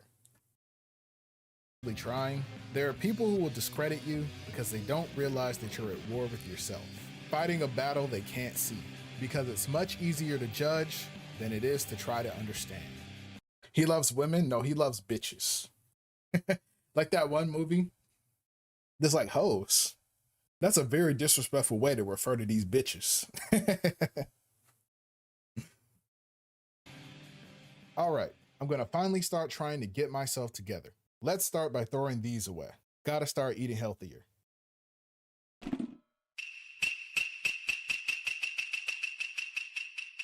Okay, one more, then I'm done. Well, I guess it's bad to waste food anyway. Okay, I should probably clean my room. Easy enough. Just make the bed, pick up the trash, fold the laundry, clean off my desk, wash the clothes, vacuum the floor, dust the shelf, wipe the windows, empty the trash can, fix the bookshelf. Whoa, I'm exhausted just thinking about it. I'll just give myself a little break and then get started. Damn it, another day wasted. I've been trying for 2 weeks now to get it together and I just can't. Why can't I do it, man? Why am I so useless? I guess I'll just touch myself again. That always makes me feel better. Let's see. What video should I watch? Huh? Maybe I finally should hit the gym. I'll say yes. All right, just a quick sesh, then I'll go to sleep.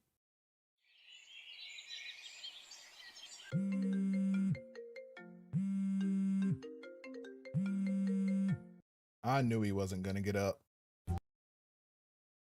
That part was one inspired, of course, by Chainsmoker Cat. You haven't seen Chainsmoker Cat?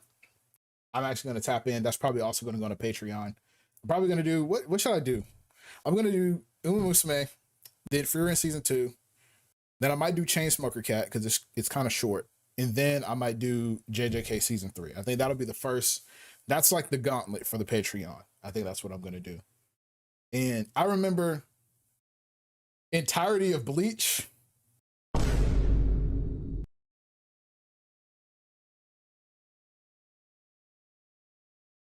Who does this guy think I am?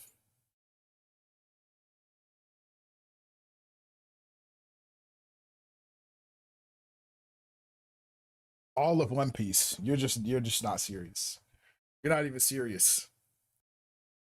You're just not even serious. I do want to give Bleach another try though. So we will eventually make our way to Bleach. Trust. So since Bleach is a little longer though, like it might just be something I do just like on the side whenever I watch it, maybe just like talk about it here and there and just give you guys updates on where I'm at with it. Watch all of Naruto, including the filler. See, things I've already done that though. Twice. You know? So like I watched all 720 episodes of Naruto. I've watched all of the movies, you know, like I've seen all of Naruto.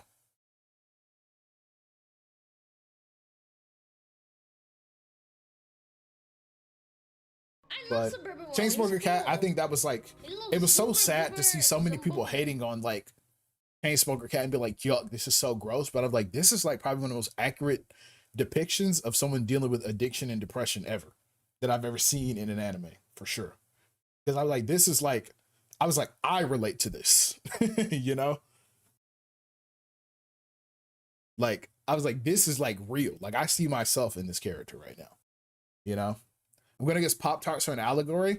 They kind of are, you know? But like at the same, like you could take them that way, you know? Like I said, like these are more so representations of things, you know? Even the gooning itself is an allegory. Some people cope in different ways. Some people fucking jack off and that's their way of coping with their depression. Some people smoke cigarettes and that's their way of coping with their depression, you know?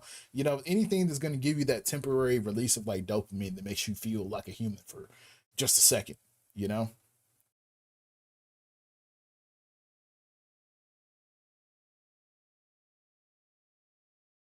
I think the grossness is the main point of the show. Makes a good wake up call for someone who's addicted. Yeah, exactly. I mean, it's the thing is she's fully aware of it though. You know, it's like she's fully aware and she's trying to stop, but she can't. You know what I mean? Because like these things, like I say in the video, like these things form a cycle. You know, they put you in this like perpetual motion in this loop, and you get in a habit of it. So even when you're no longer mentally ill, you're still stuck in these habits that make it easy for you to slip back into that mental illness too. You know what I mean? And that's the real part, you know, it's like a feedback loop, It's you have a pattern that's continuously reinforcing itself, making it even harder for you to pull yourself out of it.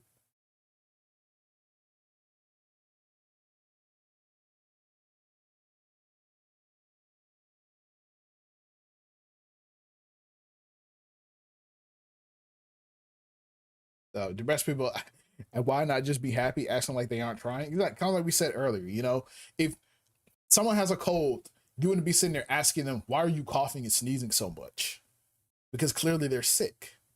They're not well. But when people see symptoms of depression, they're like, why are you doing that? When they are also not well. So it's like you don't ask us a person who has a cold why the hell their nose is running so much.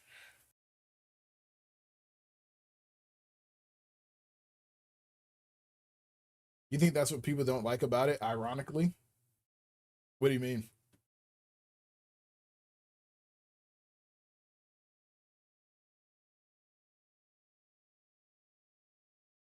So wherever your video on Disney Crisis shit felt super relatable. I'm happy I found your content. I'm gonna keep watching you, bro. Well, thank you, Kent.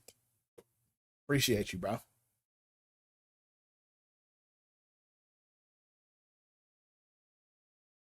Also, Dragos, thank you for the interest fee. And I think I missed some follows too, didn't I? Dragos, thank you for the follow.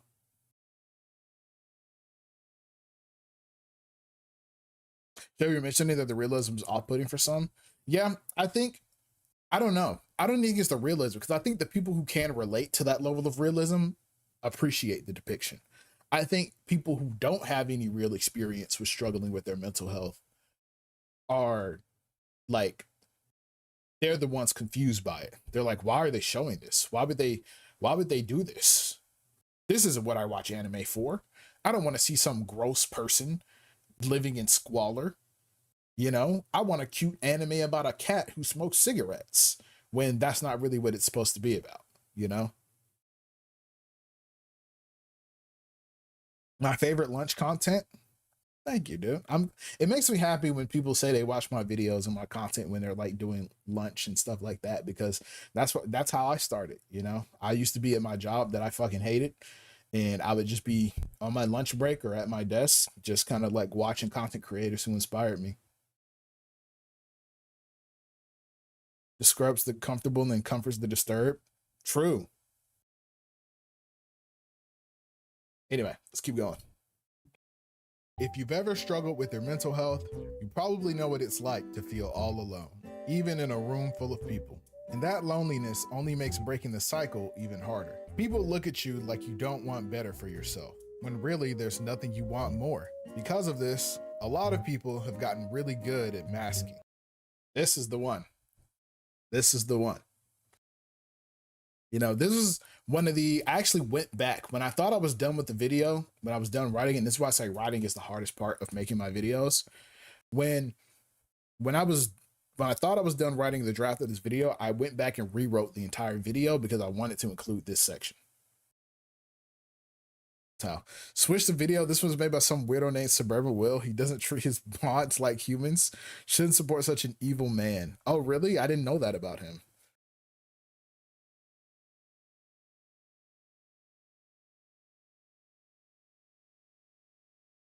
Wearing a smile because it's too much trouble to get someone to understand. But sadly, we wear these masks so much that the people around us start to think the mask is who we really are. So when you finally take the mask off, no one recognizes the real you. Sometimes they even try to force you to put the mask back on, because without it, you're making them uncomfortable. We tell people it's okay to not be okay, but when people aren't okay, it's not okay. Gen Z seems to have an... Yep. This is also another section I added in my second draft, because I felt like this was also really important to talk about too. But I'll get into that after we get into this. But the masking part is so real. You know, like I said, for me, I felt like I wore a lot of masks before I like truthfully like even found out who I was as a person. You know, like for me, it was like I was always, and I said this before, I was always Will from something. I'm either Will your son, Will your older brother, Will from dog camp, Will from student government, Will from this, Will from that. And I was always just wearing a different mask depending on who I was in front of, you know? And when COVID hit and I was at home and I didn't have a mask to wear, ironically, since we're talking about COVID, I was like, who even am I? What do I want to do? What are my aspirations? What are my goals in life? Who am I really? And I couldn't answer that question for myself, you know? And when I started trying to answer that question for myself, that's when people started acting like they couldn't recognize me anymore. That's when people were like, who are you? Why are you acting this way? Why, like, this isn't the person that I knew. And I was like, well, the person you knew wasn't the real me. And that's kind of the issue. So, you know, and I'm not going to let you sit here and try to put me back in that box and put that mask back on. I just want to be me now. So, obsession with self-awareness. And it's good to be self-aware, but I think this self-awareness sometimes turns into self-consciousness. We want to identify with something, but then we end up boxing ourselves into that one thing. Even my own content feels like this sometimes, with people telling me that I didn't do enough to represent their experience through an anime PNG. Here's Suburbanwill. Even though you do not know me at all, I do not appreciate you misrepresenting me as an anime character in this video. Everyone knows I'm based and you are just strawmanning. I can tell you have done this with malicious intent, and I will take this as an attack on my character. Did PK write this to you? Ironically, this isn't about PK. Like, this is about, like, people who come in my comments, and I've gotten this before. I was talking with CRT about this not too long ago, the other night in my server, where I was like, I kind of feel like sometimes people project a little too much. Where is he? PK got banned, bro.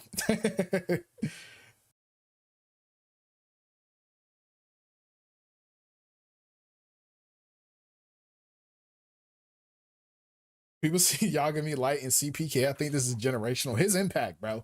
His impact in this community before his ass got banned is just, it can never be understated, bro. People see Light and they just like, this is PK.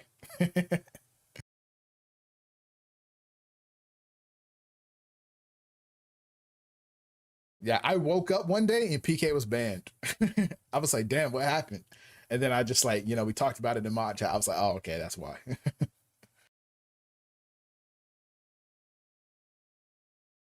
What kind of man was PK? PK was just, imagine meeting someone who thinks they're like Yagami IRL. That's what kind of man PK was. He was an intellectual of sorts.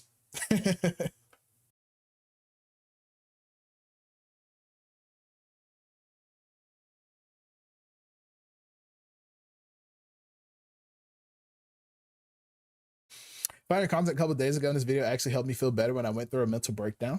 Well, thank you. I'm happy that my video was there to bring you some comfort in that.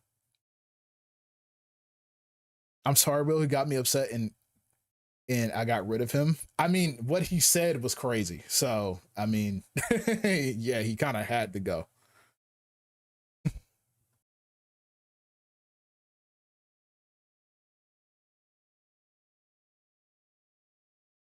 So, do we dare repeat it?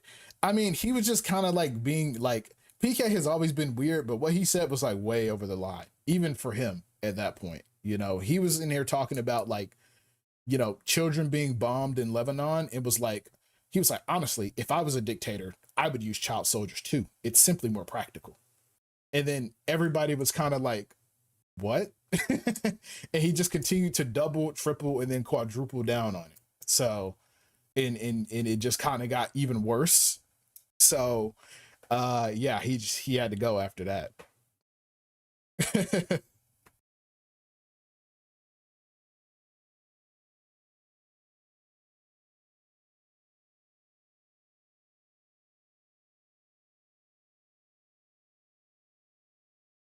Yeah, so that's like, that's what PK will come back with a vengeance. He tried to actually get back in now that we have the server application. So, and he was like, I would like to return, and then Bugsy denied it instantly. So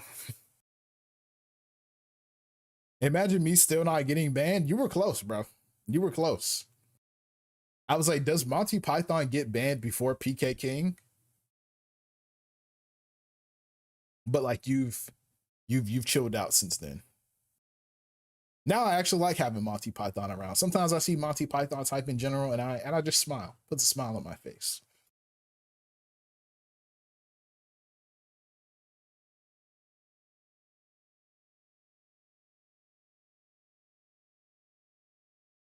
Mr. Butt Slap. Just want to drop in and say thanks for the videos, bro. Thank you, Mr. Butt Slap. I'd slap your butt too.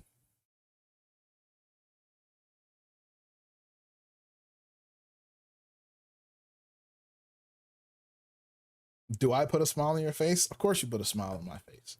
What'll take the smile off my face is if I lose my #1 spot in your chat. I have to be the #1 freak it.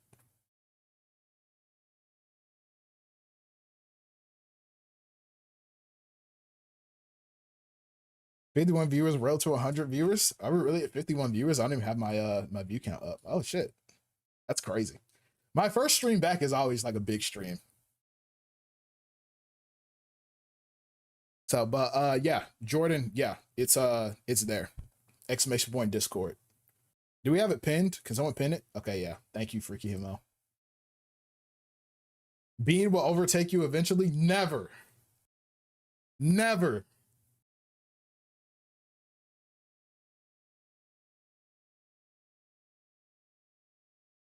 W Love, let's go to Lonzo in the YouTube chat.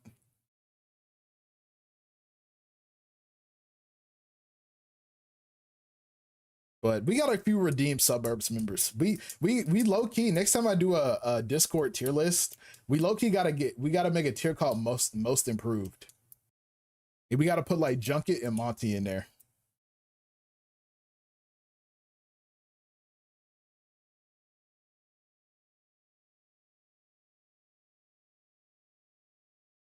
Yeah, we got most improved Suburbs members.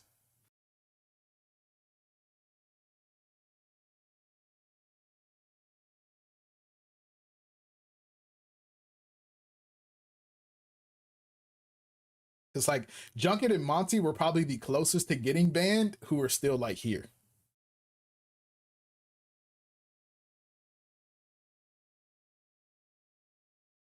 But this was more so about people who I feel like, you know, there was a time maybe a few weeks ago where the pressure was starting to get to me a little bit. Where I feel like there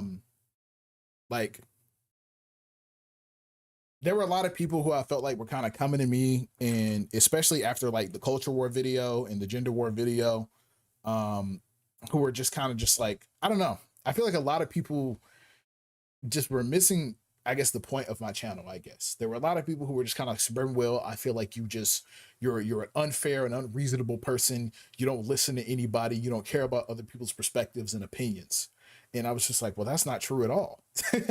I feel like out of really a lot of YouTubers out there that you could meet, I feel like I'm one of the most accessible people. I feel like I'm one of the people who often is willing to have a conversation with people as long as they approach me respectfully. And I get that some people maybe feel like I'm being a bit dismissive when I say I'm not interested in debating topics in my videos, or I'm not interested in, you know, or just like my videos are about my personal experience, you know? So some people are just like, oh, well, like, you're just like dismissing us and you don't fucking care or whatever. And I'm just like, I do, but like, I just don't really see a point in going back and forth when my video is just kind of about my experience, because I have had so many conversations. I've spent hours and hours and hours talking to people just off stream in my DMs on Twitter and on Instagram and even on Discord, where people say, hey, Suburbanwill, I liked your video, but I do have an opinion about something you said in it. And I'm like, okay, cool. I have a little bit of time. I can talk about it, you know, and I sit there and I talk to them about it. Like these are just random people that just like are just like, hey, I like, you know, what you do, and I just have an opinion about something. And I sit there and I have a conversation, and I'm not here to change their mind. They're not here to change my mind. You know, I'm just like, I see that perspective. You know, I don't necessarily agree with it, or I don't see it the same way, or I don't have that experience, but like, I appreciate you sharing that with me. But I don't know. I guess some people just feel like if I just, if I don't say everything there is to say about something, then I'm intentionally omitting that information, you know, out of like malicious intent, or I'm intentionally trying to misrepresent something, when that's really not the case, bro. I'm one guy, bro. I do everything myself. I write the videos, I edit the videos, I fucking like wait, that's the wrong application.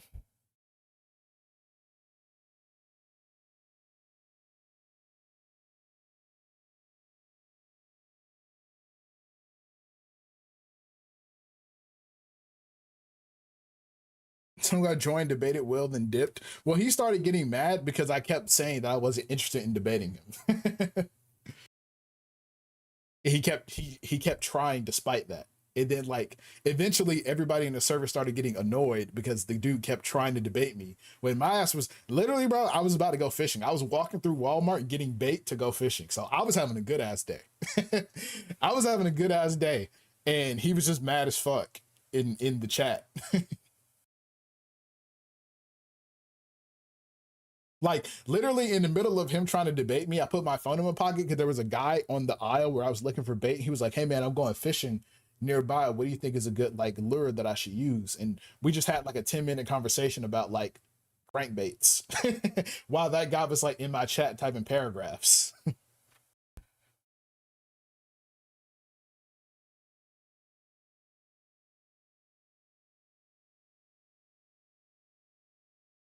So, and then I look back at the chat and he's in there like arguing with Rio again because Rio was like, "Can you fucking stop? Like you're being annoying." And then the dude got mad at Rio because he was like, "Yeah, typical YouTube Discord. All you guys are just fanboys and you're just gonna run to defend him." And then they were just like, "No." Everybody was just like, "No," but like he clearly is just not interested in debating you, dude.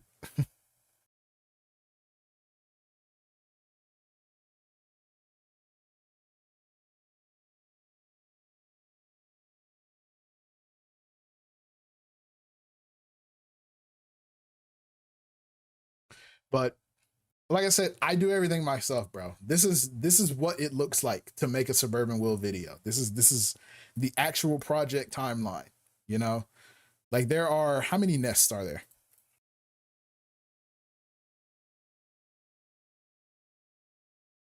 There are 271 nests in this project. And that's actually a low number for one of my videos. But you know, this is like I do all of this myself, bro. So sometimes I don't have time to make a 30, 40, 50-minute video to explain every little minute detail, bro. So yes, sometimes things are going to get left off because I don't just have the time to like really elaborate on it. You know, there's certain things that I cut out of the scripts because I feel like other things are a little bit more important to talk about. You know what I mean? So I don't ever mean to intentionally misrepresent you if that's how niggas feel sometimes, or I'm not trying to, it's not coming out of a place of malice. Sometimes I just don't have time to really fully consider every single minute detail and perspective, bro. And that's really all it is. But I feel like sometimes, you know, at a certain point, some people were like, I don't know, they were really kind of coming down on me a lot. And I didn't really like, I think, you know, agree with their perspective on certain things. And I don't know, it was kind of getting to me a little bit. But, you know, I kind of realized I don't really care. In that, like, ultimately, I'm the one making the videos. And if people have a different perspective, they're welcome to share that as long as they're respectful. You don't got to fucking call me names or act like I'm a bad person because I see it differently, you know?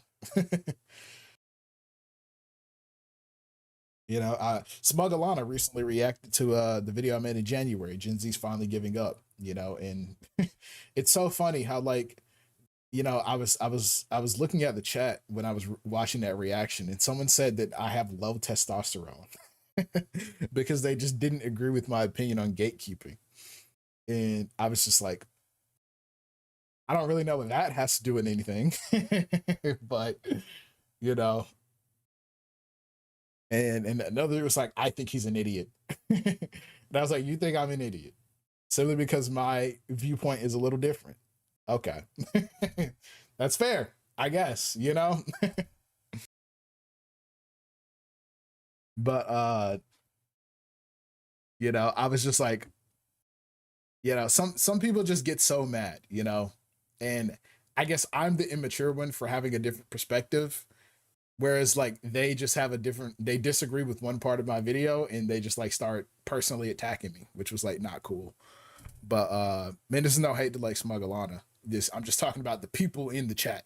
Most of the people in the Smugglana chat are chill. Shout out to them. Just there's certain people who were in there because and I just knew it was like I knew it was gonna go that way, but like I was just like, bro, like, is it really that serious?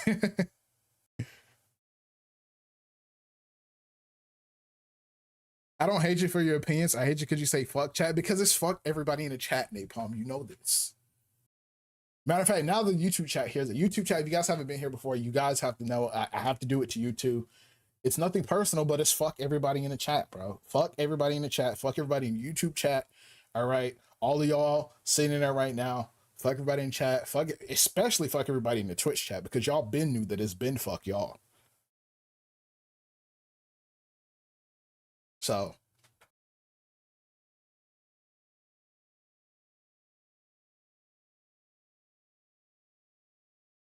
love everybody in the chat. That's evil Suburbanwill. Evil Suburbanwill be like, love everybody in the chat.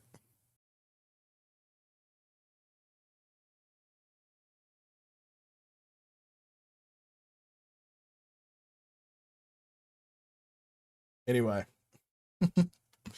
back to the video. Being able to identify with something gives you a way to perceive yourself from the outside. But in my experience, how you're viewed in the eyes of others doesn't matter. But for a long time, I didn't really know who I was because I only saw myself through how other people saw me. I cared about how everyone else saw me, but I didn't care what I thought of myself. And when I started trying to figure that out, some people acted like they didn't recognize me anymore. A few months ago, I talked about Superman and how he inspired hope in me and many others. But Superman isn't my favorite superhero. There's a saying, and it goes, with great power comes great responsibility. No one really knows what it's like to be Spider-Man. Dude, I gotta go see this movie, bro. Spider-Man. And they likely never will. There are people who consider him a hero, and there's others who want him gone. But I think Spider-Man has a type of strength that's very human. To want to quit on Twitter for free, I did see it on Twitter, but I want to go see it in the theater. Like, I want the experience of like sitting down in the theater and watching it. To keep going anyway, because he knows that ultimately he's the one with the power to show people who he really is. It's not too late. You're not running out of time. Life's too short to be mourning when you're just getting started. Would you rather be 25 starting all over, or 65 wishing that you did? Comebacks don't happen overnight, or even in just a few days. What matters is that you start showing up, not for other people, but for yourself. True. You will watch the polyester Spider-Man edits and you will love them. Dude, I'm so fucking sick of polyester edits, bro. They've been all over my goddamn fucking timeline. I can't open TikTok without seeing a fucking polyester edit, bro. And I'm so sick of seeing that shit, bro. Look at this.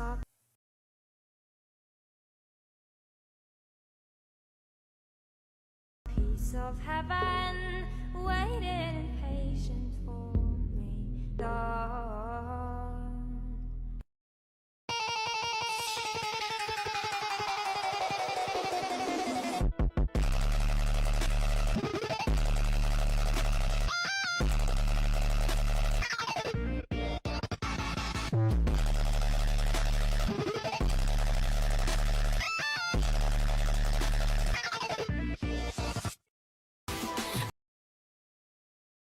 The only reason I fuck with that one is because it's TM Opera O. And TM Opera O has aura, bro. Watching that damn horse in that movie yesterday, I was like, holy fuck. She made me feel her aura.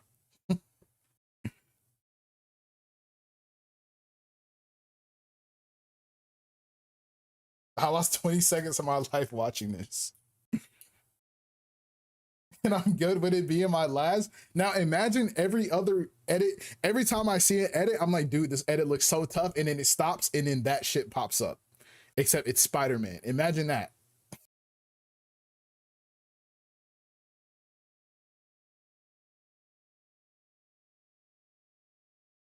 So where else did you miss? You know, an anime trope of villains who join the MC, like Vegeta or Masquerade from Bakugan, or that guy from Shaman King. That's me and Junket. Yeah, just like the anti-hero who like joins the party. Some unexpected edits are dope though. You know what I've been like really into? Naruto Jug edits. Those have been frying me lately.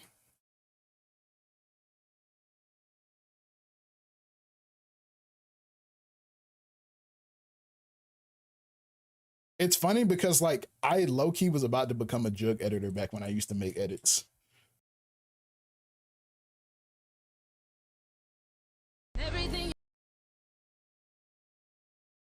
Everything you own, you ain't gotta ask for. You got me boot up, boot up, boot up, boot up, boot up.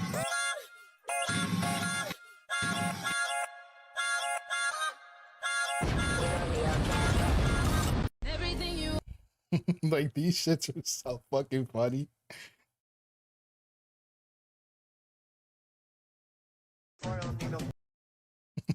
This is my favorite one. Roxy, Roxy, all she wanna do is party all night. Like these shits be frying me, bro.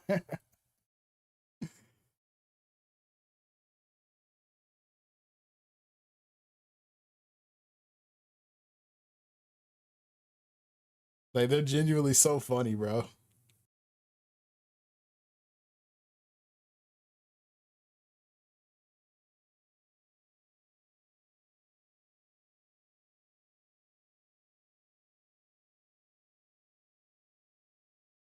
Anyone.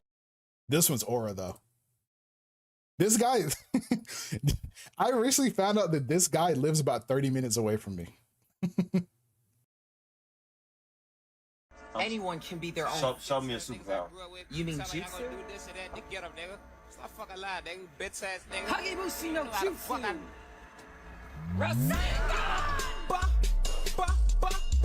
He can act like a demon if he wants to, but you know what?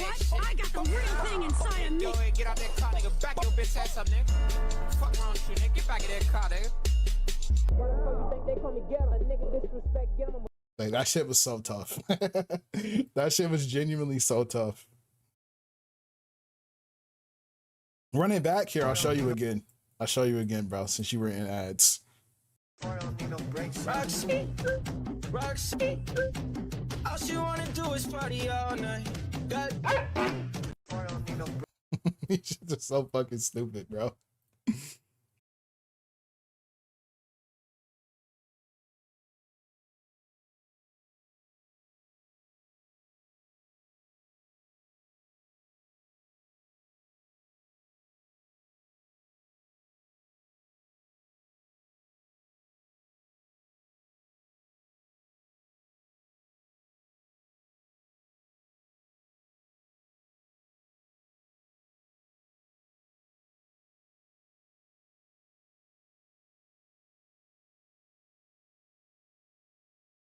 Have you seen Potential Man? Of course I've seen that edit, bro. Of course I've seen that edit. Of course I've seen that edit. That edit is genuinely peak.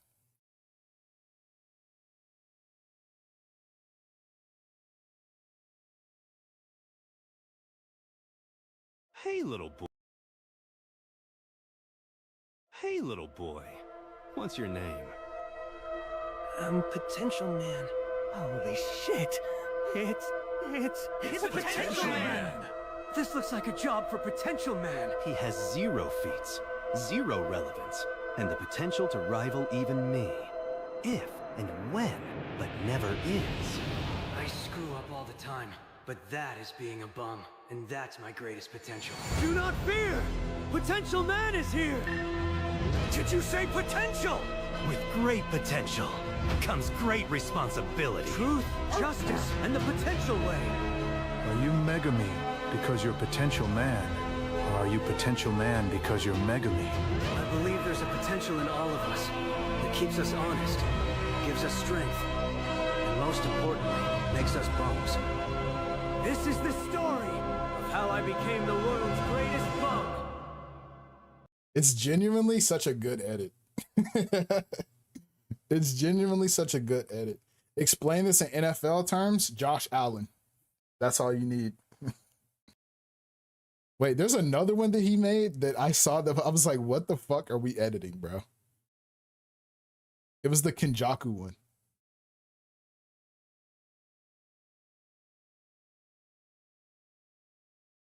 This one. Hey, can I ask you a would you rather question? Yeah, sure. Okay. Would you rather be licked by a whole bunch of puppies, like that's so cute? Or would you rather be lick your pussy? You're fucking weird.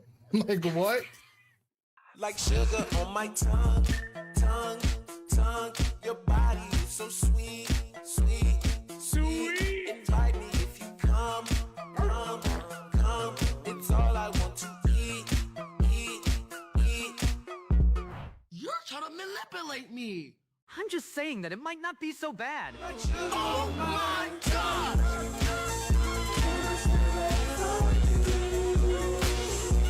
Like sugar on my tongue.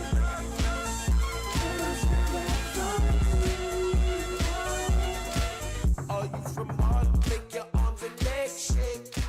Anyway, bro. The farts are killing me for no good reason. Genuinely, bro. I'm 26 and I'm still laughing at farts. We'll have to go now. Have a good stream. Great week. See ya. Y'all appreciate you, Fluffer Monkey. Like, I'm sorry, but like the brain rot edits are just too fucking funny. Chimera C. Chimera Chew. What's up, Chimera Chew? Why can't you edit like him? I probably could if I just locked in. I still have After Effects. Sometimes I get the urge to come back and make edits, but then I just like lose the motivation. This is the funniest fart you ever heard. The funniest fart I've ever heard.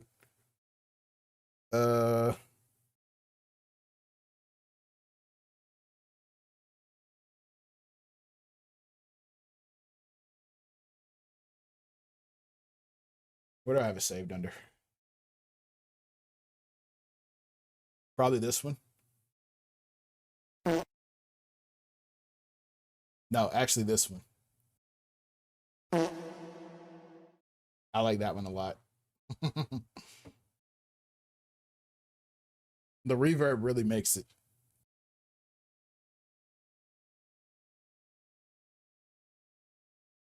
That Roblox TikTok where the guy was running around farting on people, that shit was fucking hilarious.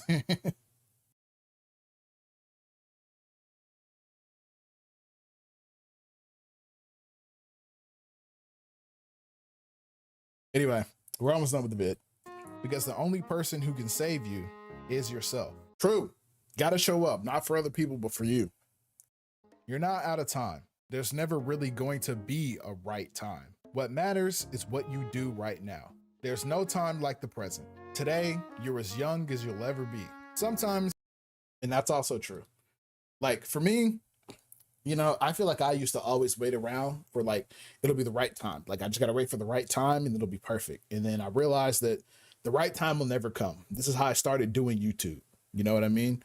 And, you know, I was like, you know, one day it'll be the right time. Like if I just wait till this happens and wait till that happens and wait till this and that, then I'll be ready to make YouTube videos. But then one day I was just like, I need to stop waiting because if I keep waiting, it'll never happen.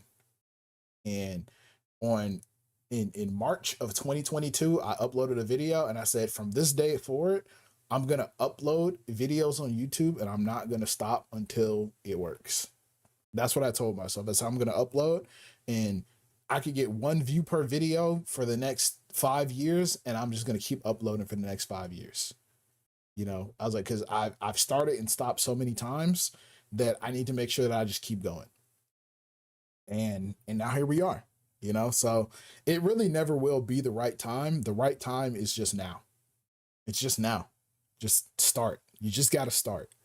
Whether you're trying to get yourself out of your depression or trying to make something happen bigger than that, you just got to start. You got to get up. You got to clean your room, you know, and you don't got to clean the whole room, but maybe fucking take that laundry basket out. Maybe change your bed sheets. Maybe clean up your desk. Just start. Because like you're always going to be overwhelmed by the mountain in front of you, but you got to put one foot in front of the other and start moving forward because the only way out is through. You know what I mean? So you got to at least start. You know, you don't got to finish all in one day. You probably won't finish all in one day, but you got to start.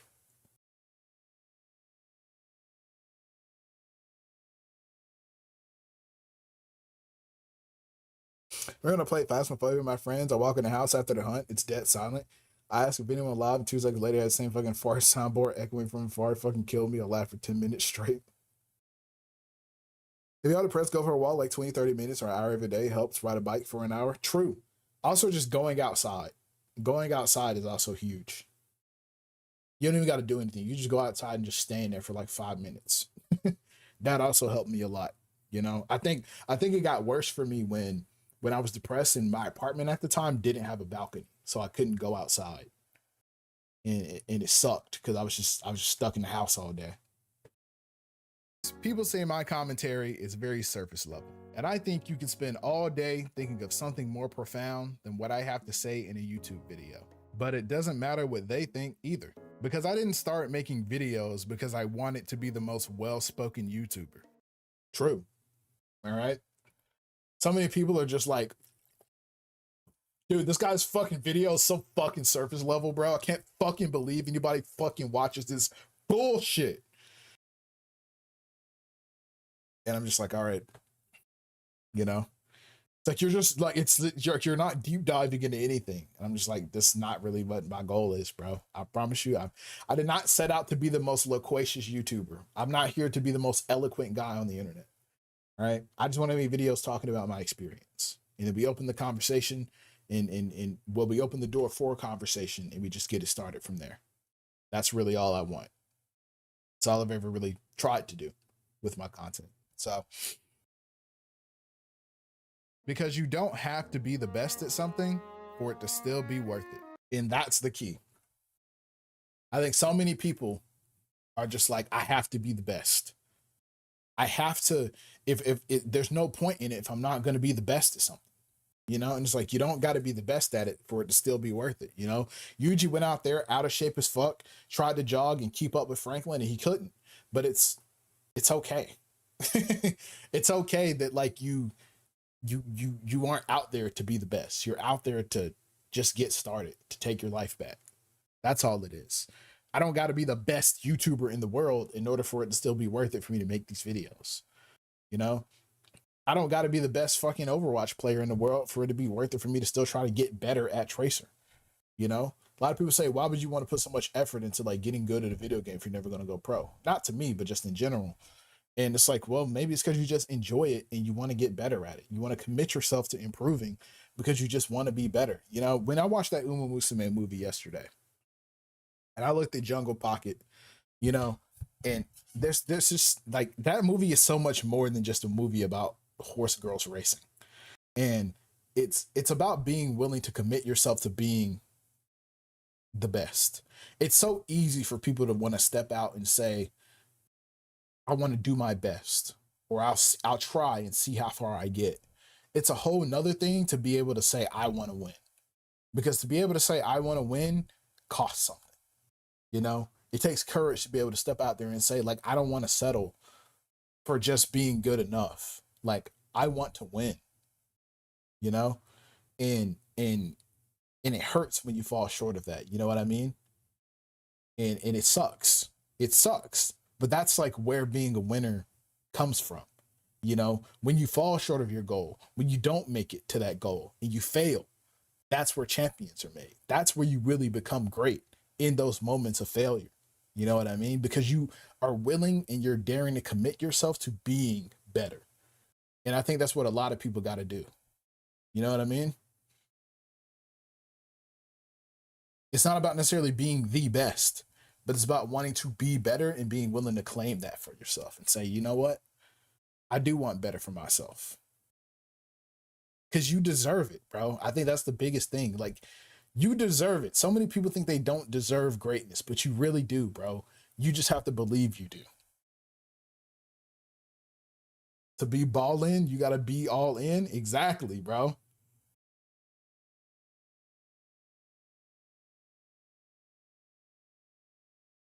You can still be the person you needed, not just for others, but for yourself too. You have that power, and with great power comes great responsibility. Thanks for watching the video. You're welcome. Thank you for making it, Suburbanwill. Oh, thank you, dude. Like, I try, man. I try.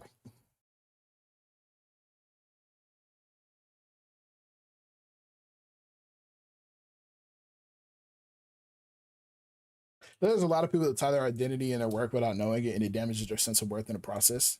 That too, you know. And the movie was also, it touched on that too, you know, in that imposter syndrome. And it's why it's so crazy, because like when I watched that movie and I looked at Jungle Pocket, I saw myself. And it's funny because when I played the game, I didn't really like Jungle Pocket at first. I thought her personality was kind of annoying. But then I realized the reason I find her personality annoying is because she's fucking me, bro. She's me. And I probably couldn't date myself if I was a girl. So, you know, I'm just like, damn, like looking back, I'm like, this character is just me. And that's why I can't stand her ass. But I like her a lot more after watching the movie yesterday, because I, again, just looking into it, I was like, this is dead ass me, bro. Like this character is me. and I identified a lot. The movie made me emotional several times. You know, it's just such a good movie, bro. So, what movie? I'm talking about Uma Musume, beginning of a new era. M dog, bro. Thank you for the gifted, Brody. I appreciate you, bro. Keep the change. The reason after last, yep, I got the Rocky "That's How Winning's Done" speech. Fucking nostalgia, man. The Uma's claim another victim. The Uma's been had me. I've been an Uma victim, to be honest. I just had to. I had to beat the LARP allegations by watching that movie yesterday.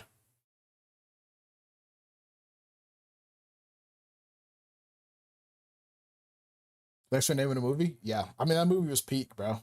Like, I probably will watch it again soon, to be honest, just on my own, because I really did like it. That movie's taking up 17 gigabytes of space on my computer because I torrented it. But yeah, I'm not deleting it because I really did like it a lot.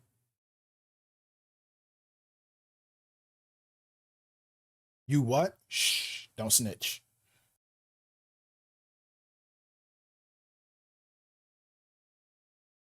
It was so peak. It really was, bro. We were having a blast in that call yesterday.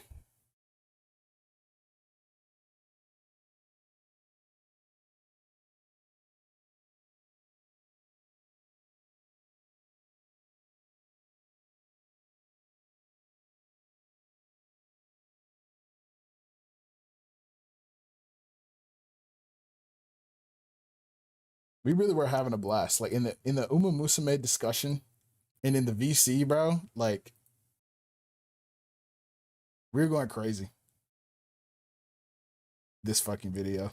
I don't even know if I can say this, and y'all gonna laugh at me. I'm not gonna laugh at you. I promise you we're not gonna laugh. When I grew up, right, and I remember. No, I'm not laughing at you.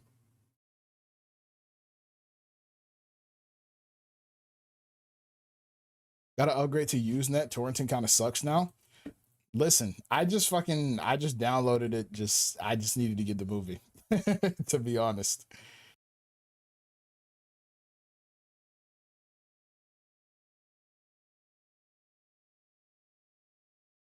Now you got to read Kagurabachi. I do need a new manga after Chainsaw Man ended, so I've been saying I'm gonna pick up Kagurabachi. I just haven't had a chance to read anything or watch anything. You know what I mean? Show them my GIF. I'm not showing anybody that GIF. I am not showing. You know what? This is what Alex B wants me to show you guys. This is what Alex B wants me to show you guys, by the way.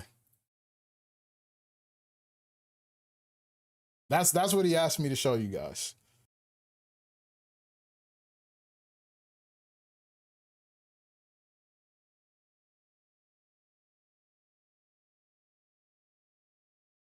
And then someone mentioned back rooms, and like this was also really funny. I said someone has to get off her fat ass and work around here. Just because you didn't get to be an architect. I am a fucking architect. I'm just stuck selling shit furniture because someone won't get off her fat fucking ass and help me. I'm not your wife. Stay in character. Stay in character. I've never even met her. Stay in character. Fuck you! What did you say? Stay in character. That shit is so funny, bro. I can't even take that scene seriously anymore because it's been memed so much.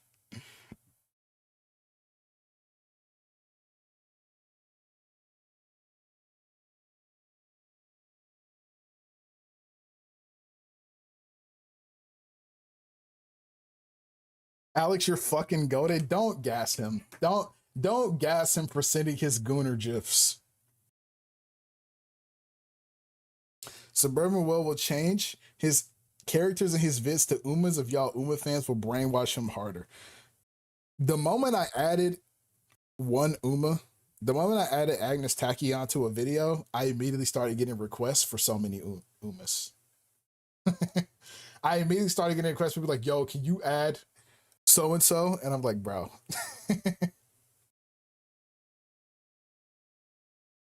Everyone immediately just started asking me for just more, just Umas.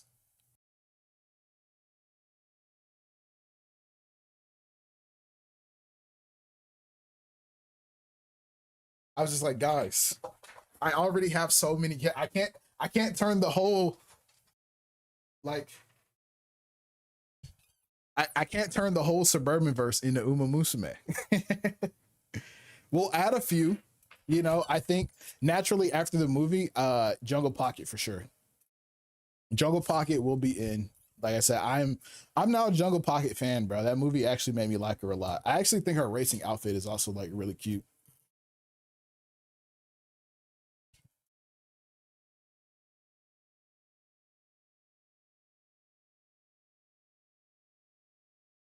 Meg, Yuji, and Uma. What, you want me to throw some horse ears on him?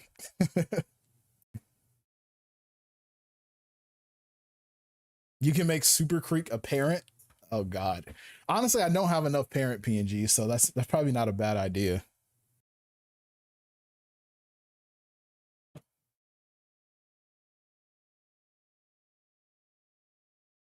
April Fool's vid, everyone's an Uma.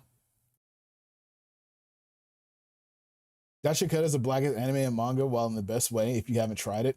I have heard of Gachikota. That's on the list too. That might be on the Patreon. What's up, Suburbanwill? What's good, Senna?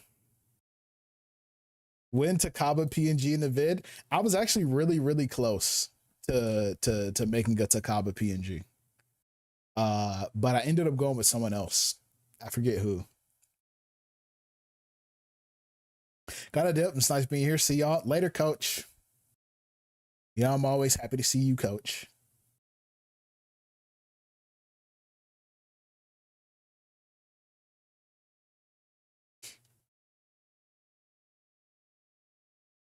But yeah, I finally lowered my desk. How long have I been standing up? 2.5 hours. Wow.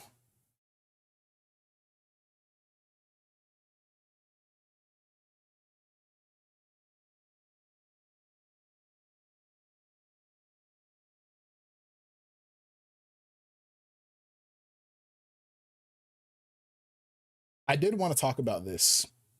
Someone mentioned earlier, they were like, you know, you say you're not a self-improvement channel, but you've really helped me through a lot of different things. And I remember seeing this tweet and I thought it was a really interesting idea. Cause like obviously Ludwig is famous for this video, I Am Not Your Friend, where he kind of like talks about people being parasocial with streamers and how he wants to just kind of keep his relationship with his viewers extremely distant, basically. So this guy said, met Ludwig in 2022 and I told him, I know I'm not your friend. When I worked an awful overnight shift, the subathon was the only thing I could come home to, and it generally got me through a rough patch. He told me I went back on that idea a while ago and gave me a hug, my goat. And I think it's really cool to see him kind of like walk back that idea. Cause I do believe like, obviously some people can be extremely parasocial and that happens, you know what I mean? But and streamers are allowed to, like, in content creators in general, are allowed to have their boundaries. So I'm glad I'm a YouTuber, not really a streamer, because it makes it easier to maintain that boundary. But at the same time, I do think it's really important for content creators to sometimes humanize themselves, I guess you could say, because I do think that sometimes people forget that content creators are also human, you know, and sometimes I think content creators themselves forget that they're also human and that there's real humans behind the screen. One thing I always say to people is that you got to remember when people ask me for YouTube advice, they say, Suburbanwill, how do I get views on YouTube? How did you get to where you are on YouTube? Not to say that I'm some fucking legendary YouTuber and I got like Mr. Beast level motion, but you know, people just ask for advice on what to do. And I always tell people, I was like, you got to remember that there's real people who watch your videos. There's real people with their own hopes, dreams, fears, goals, aspirations, everything. And they take the time out of their day to watch what you put out. So you got to make it worth it for them. You know, you got to say something. You got to speak to these people in a way that respects their intelligence and also respects their time. You know, if you're producing something that is really only something that you are going to want to see, then not a lot of people are going to want to watch it. You know, you got to think about the fact that like other people watch your videos, real people watch your videos. So stop trying to appease an algorithm and treating viewers like they're just some number, and understand that like there's a real person behind that screen and your content is going to have an effect on them. I think once you understand that, then people start seeing more viewers, you know? Thanks for putting out Suburbanwill. We all love the content. Well, thank you. I'm glad you do. Remember that every view is a individual person with their own thing going on. Exactly. What's that shit called? It begins with an S.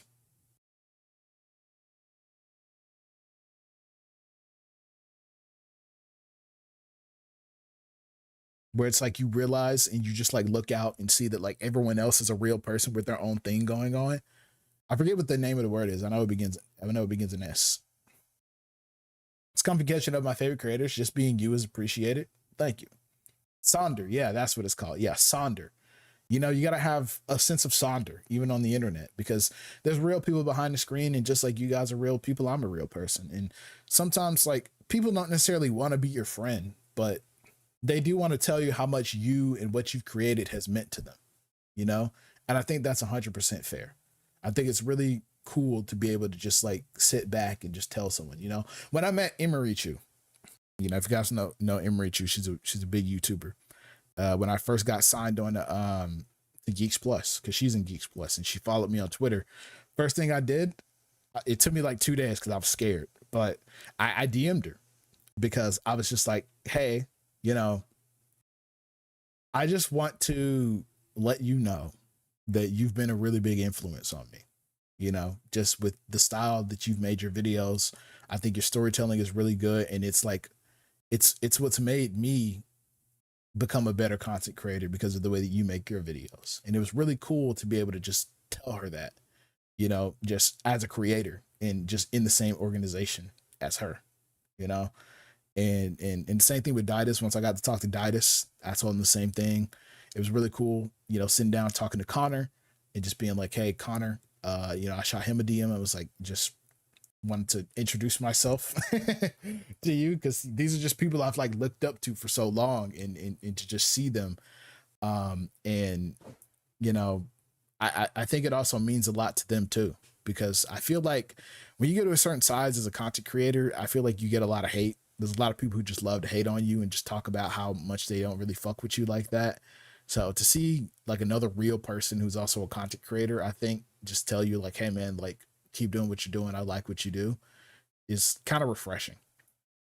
You met Imarichu? I talked to her. Nothing like crazy, just briefly, but yeah.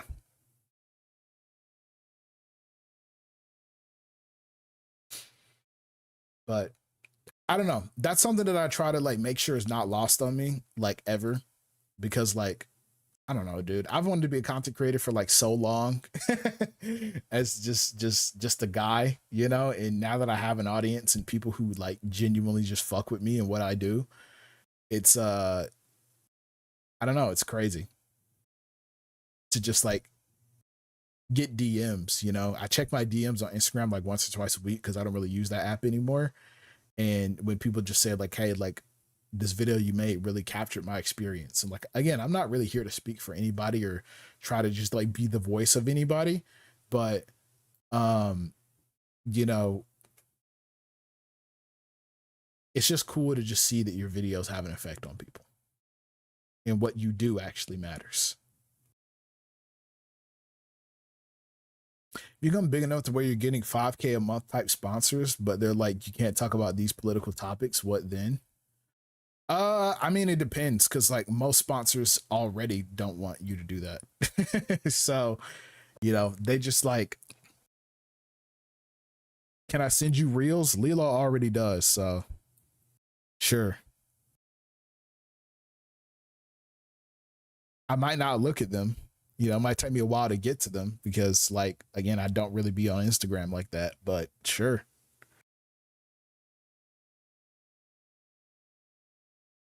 But sponsors are tricky. It's hard to work with sponsors sometimes, just because, you know, it's that gets into the business side of things. And sometimes, like, things happen where, like, you sign on to a sponsor for like months in advance. Cause I'm at the point where like I'm getting sponsors like in advance. So like I'll sign a sponsor and then like the deal won't be for a few months. You know what I mean? So like sometimes like you don't realize sometimes you don't realize like what's going on with the sponsor, or you know, you don't have a plan or whatever for like a video or whatever's going on with a sponsor until like it's been months and then things change and you're like, oh shit, like I've already signed on with this sponsor. So it really just kind of depends. That's the thing that makes it a little tricky with sponsorships, just because like you gotta, I don't know, it's they work on a whole different schedule than like you do, because like I just kind of make the videos and Geeks Plus handles the business side of things, and then I just kind of focus on the deliverable. Um, but you know, I try to like stay abreast and stay ahead of things and know who I'm working with. But I don't know, sometimes you just like you sign the contract, you're like, this looks chill, and then in the future things change. I don't know. Yeah, that's what happened with like Ground News. I was supposed to work with Ground News like several times, and they're a brand that I really want to work with. But like, you know, I've like talked with like Ground News before, and then like it just fell through because they just ran out of like budget, you know. So like that's the kind of shit that can happen, for example. K Tata, thank you for the raid. Thank you for the raid, K Tata. Thank you guys for the shout out to Cater Tots. Everyone go follow Cater Tots. She's cool. She's chill.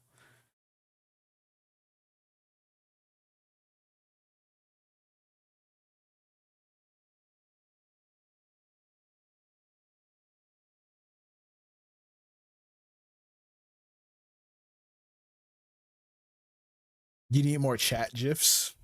What do you mean? Like 7TV?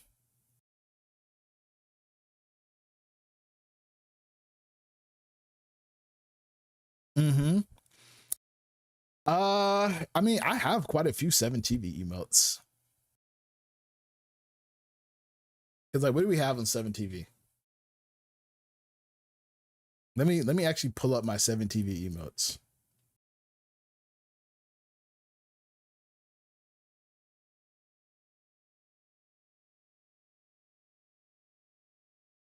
Active emotes.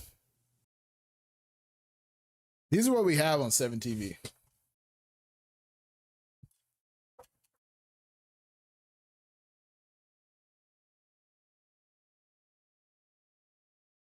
be playing Powerboard and Lurking 07. Well, thank you for the lurks. And thank you for the raid.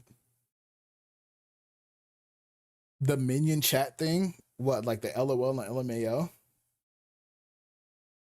What the fuck is Poggies? What's with the top left? Don't worry about what's in the top left. Don't worry about what's in the top left. Right. Y'all don't use them anyway.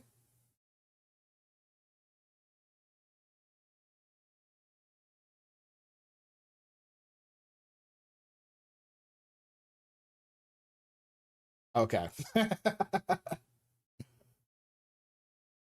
I use, well, yeah, Char, you do use them.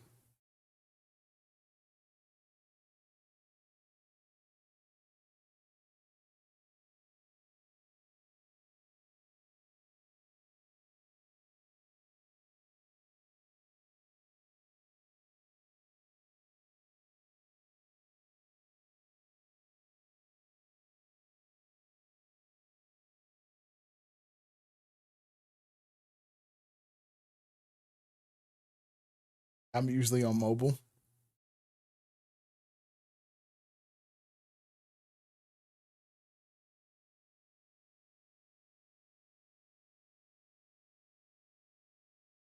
Okay. This guy's sending Widow Jam.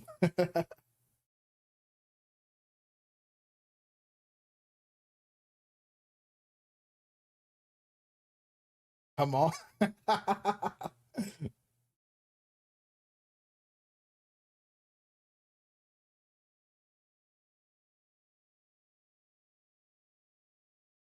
What's with bonk?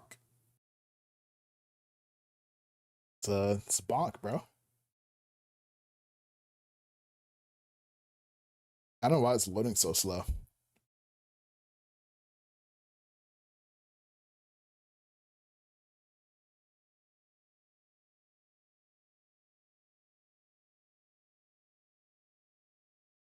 You don't have looking, bro? What's looking?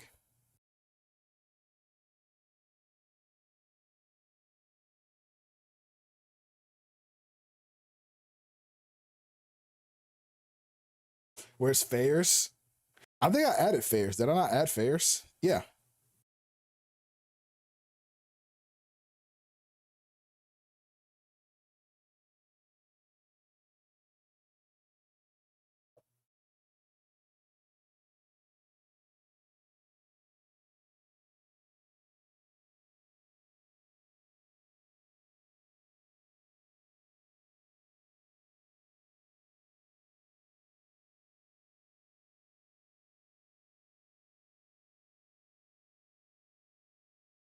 What is that?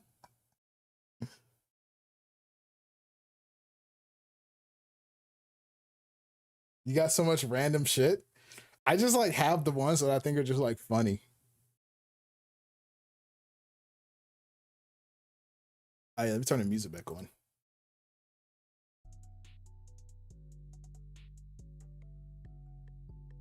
And some of these are really old. They like back from like when I used to be a Apex player. Like a lot of these used to be like popular like in the Apex community.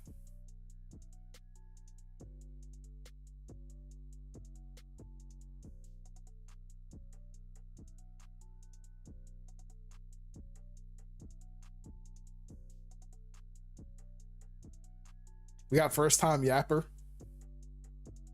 first time chatter,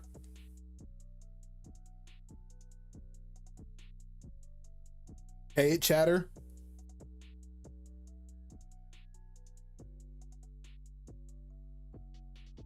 Ganyu booty is crazy work.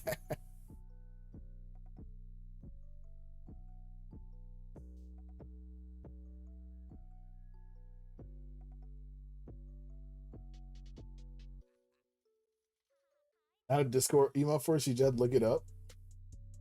What looking? Well, I think you skipped one. What did I skip? Jarvis. Monty collecting all the Gooner ones. Let's see, what's looking? What emote is this?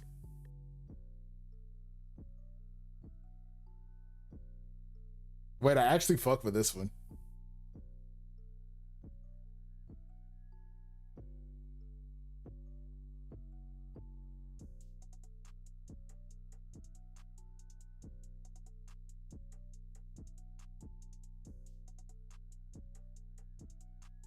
What emote should we add then? What do you guys recommend?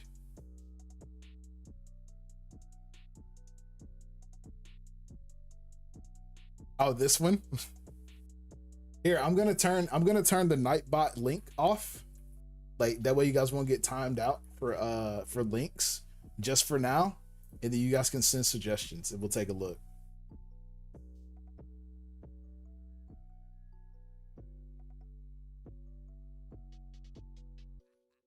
Let me see.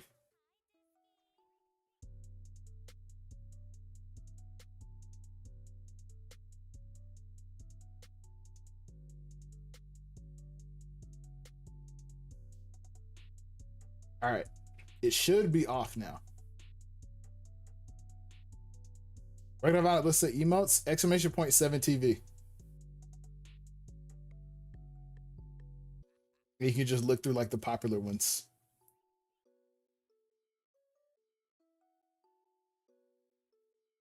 That's me looking for Gooner gifs.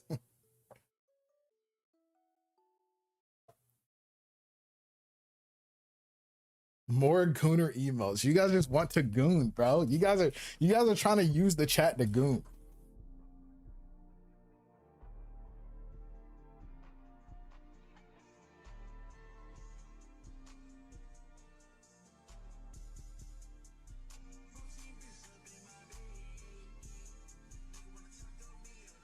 All right, what's like the top like emotes right now?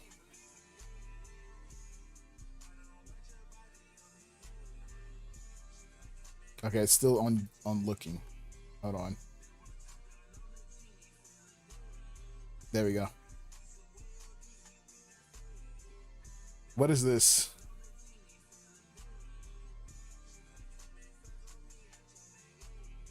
W? Okay, yeah, we can add that. We can add that. That's simple.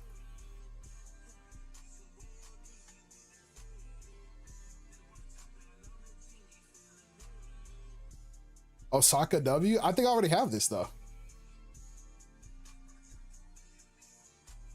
I'm pretty sure I do.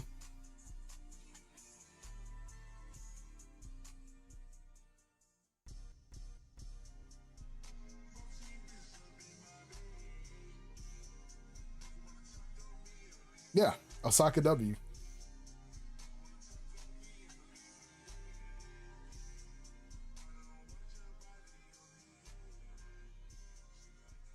What's this? LOL? Everyone always uses LOL. Do you guys want this one? Because like to me personally, I hate when I type in someone's chat and it changes to this. But I'll add it.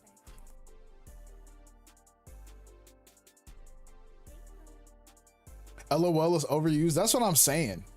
You know, it's like super overused, you know? Like I like my chat to be exclude, you know what I mean? Let's see, do they have any other LOLs? Maybe we can get a different LOL.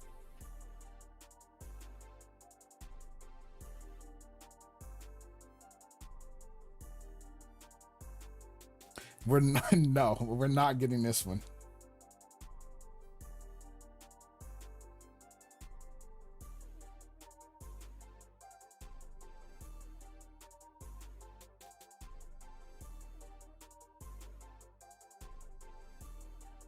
Mm-hmm. Okay, we can do mm-hmm.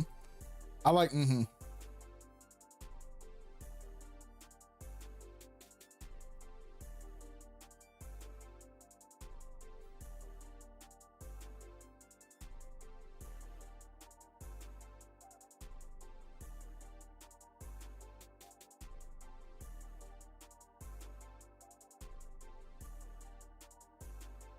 Coronate, yes. Is it that long? How many M's is that?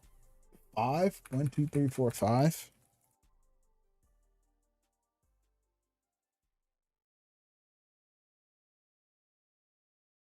Back from ads. We're picking out 7 TV emotes.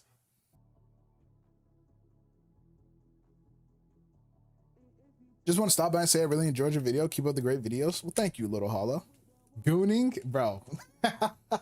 We're not getting this one.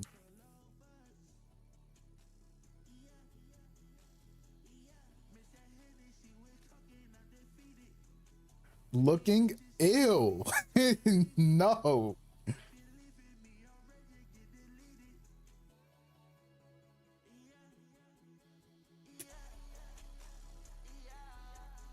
Can we pick this one? You like this one? This looks like a it just looks fucked up.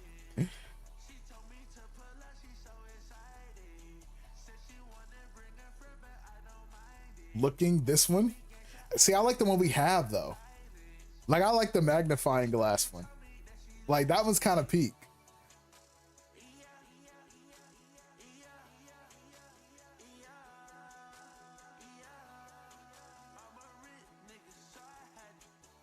It's 2 different spellings. Oh, it is? Oh yeah, that one's all caps. So yeah, we can do both.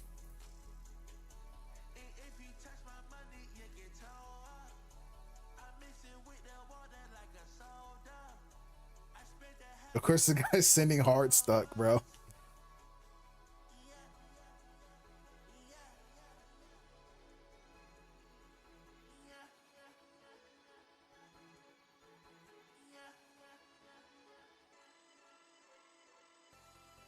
This is what I meant. My bad, Chief. Wait, where is it? Is it a link?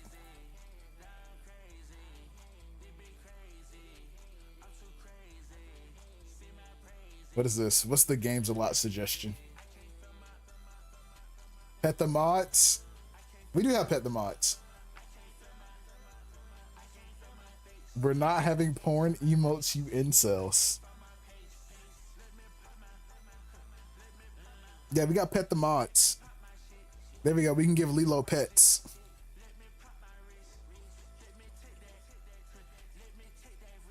Pet the booty? Is that a thing?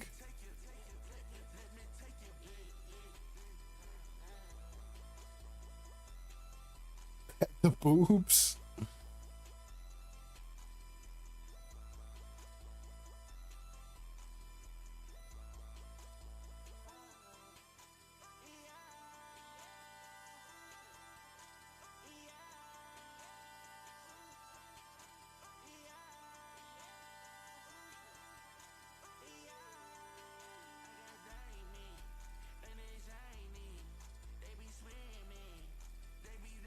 Not the booty.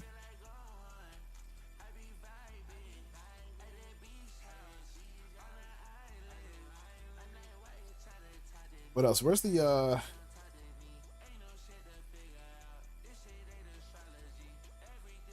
what else do we have? I think I already have Dies of Cringe. I definitely have Sussy. Have Ain't No Way. I be seeing Bean use that one.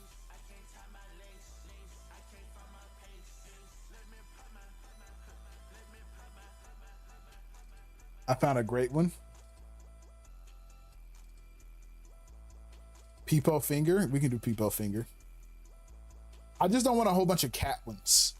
Because I feel like the cat ones are so basic. Everybody gets 7TV and then like they just spam like hella like cat gifs.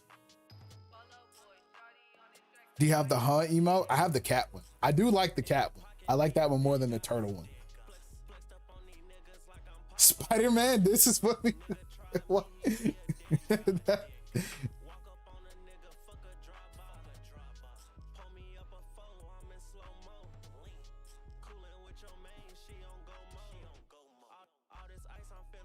Coronet, yes. Let's see if we can find this Coronet one that we want in the YouTube chat.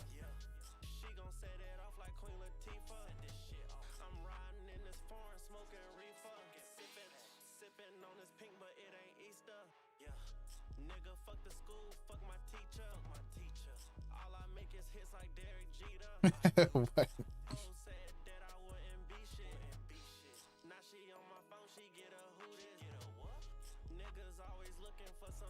I like this one.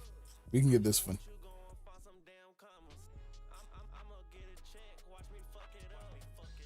We do have So Cute. Can we get a cute reaction gifs? Try and find one. We got some pretty cute ones in here. Hello, chicken nuggets was good. Joey Faust. You need a cute emote? Okay, let's get what do we got? If we just type in cute. This one overlays. So low key, this one, I don't know how to overlay emotes, but we should definitely get that one.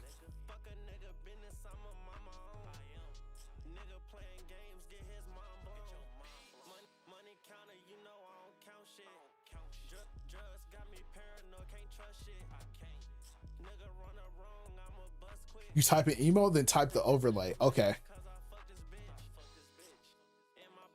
So what?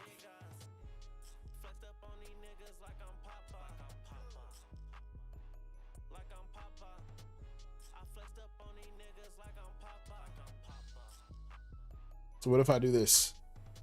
Hey. Nah, that's tough. That's tough. That's tough.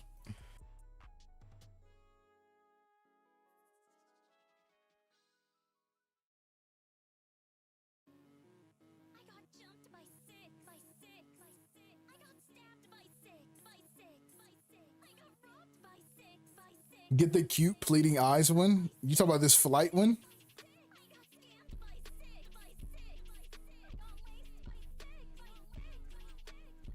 No. This one? Why why did Alex B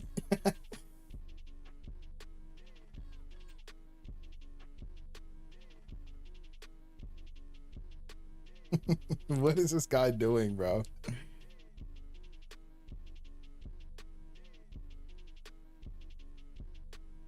check this one. It's cute.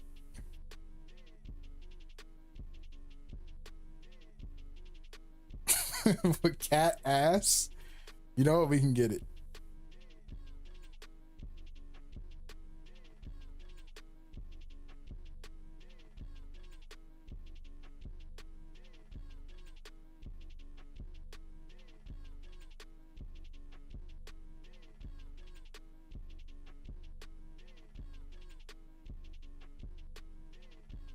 I have so many windows open.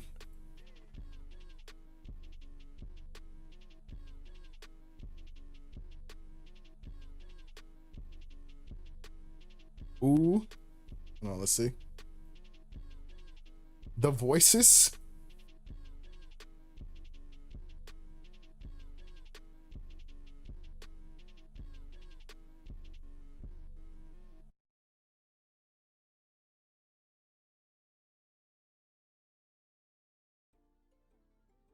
What's trending? Oh, minus aura. We got to get this one.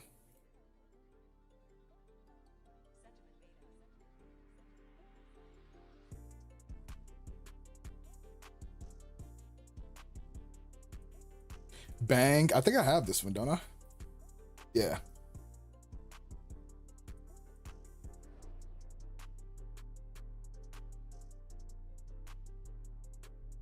Wide speed. Yeah, we're getting this one for sure.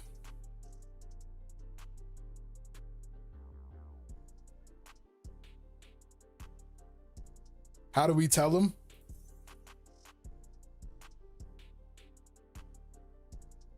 Suspicion. Wait, he trying to ignore it? Nah, we gotta get this one. He trying to ignore it?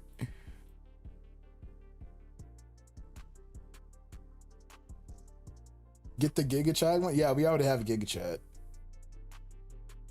And I'm dropping 5 gifted if you get it. What's this? Gooning? Bro. This emo is ugly. This is an ugly ass emo. I don't want to look at that.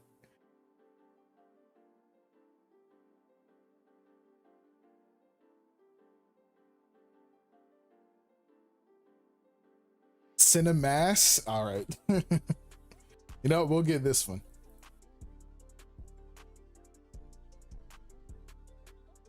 I think that's the point. You know what? You make a good point. We'll get gooning.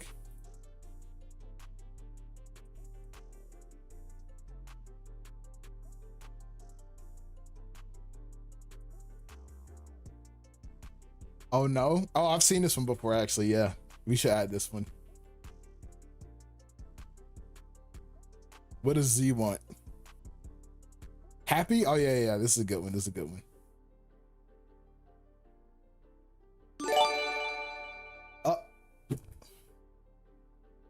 I didn't think you were serious about the 5 gifted actually. Well, thank you, Junket, for the 5 gifted. I appreciate you.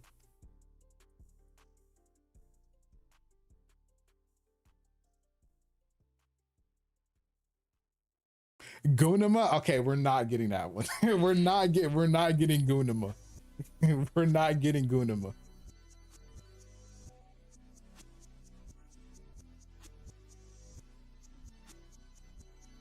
We're not getting Gunama. I'm scared of that. Even now, this emo is freaky as hell. This emo is freaky as hell.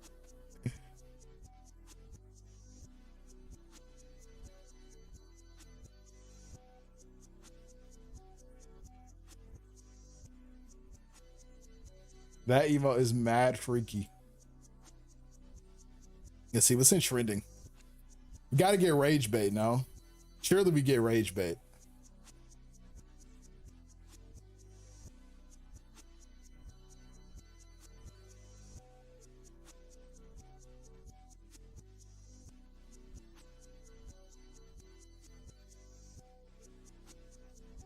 Sure. We can do sure.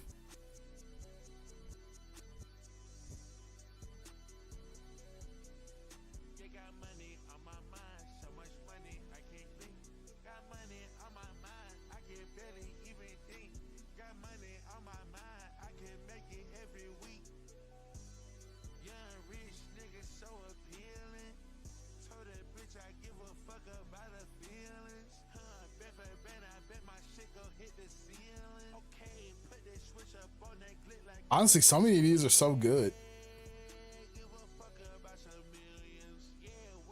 Does he know? I already have Does he know?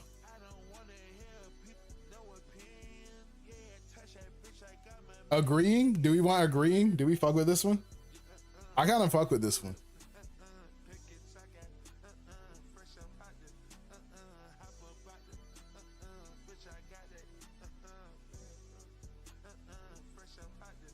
It's like a 3D version of I need the aura one ASAP. This one minus aura? We have that one. I added that one.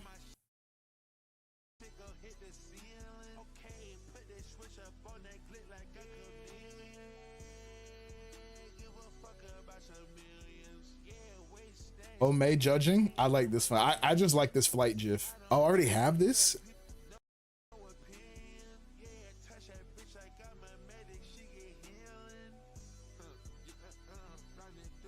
The other one? Next to this one scared? Oh, this one. Aura? The tung sober? The triple T? I got one you'll like, I think. SSJ? Oh, is this an overlay?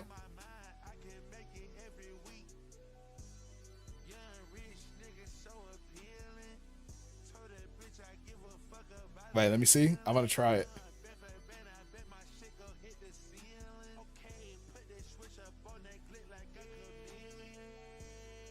Nah, that's so fire.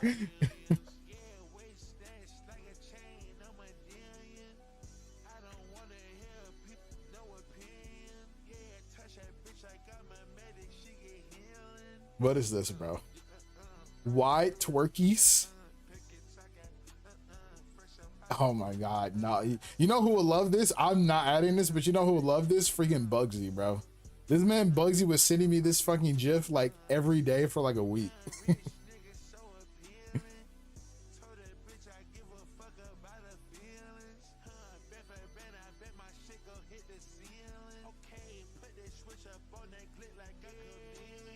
Super Saiyan Poggies, really?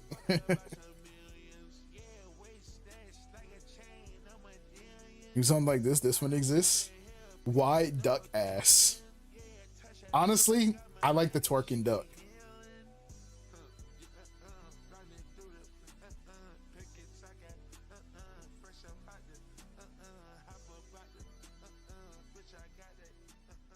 I'm trying to step my 7 TV game up. I like Run. I don't know why, but this just makes me think of Alex B. This is just like an Alex B ass emote. This will be good next time I play a freaking horror game.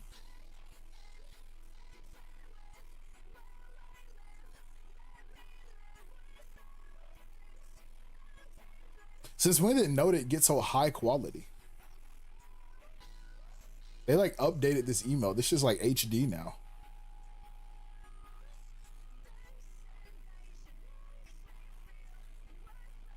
Really, Gunpool? We got to get this one for sure.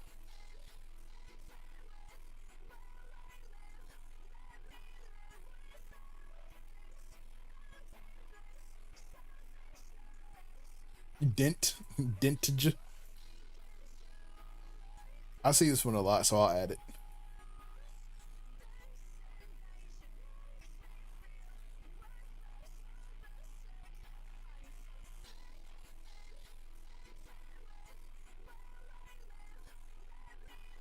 Any I'd recommend would be slightly sus for the stream. Fun watching y'all. Napalm be on 7 TV the goon.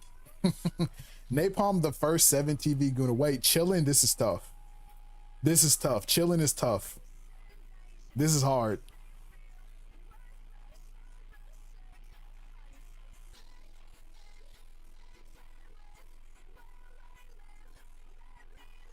The cat one, OMG. This one. You know what? This is a Lilo ass emote. This is a Lilo ass emote. We'll get this one just for Lilo.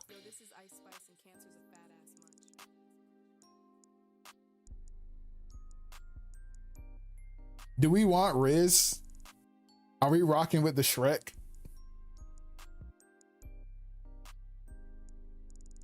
Yes. I knew y'all would fuck with this one. I knew y'all would fuck with this one.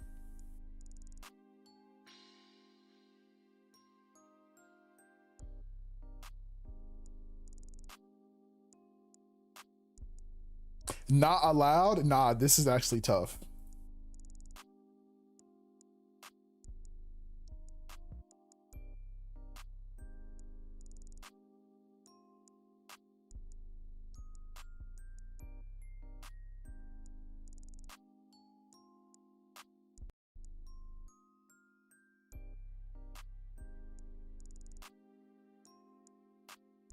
Which one?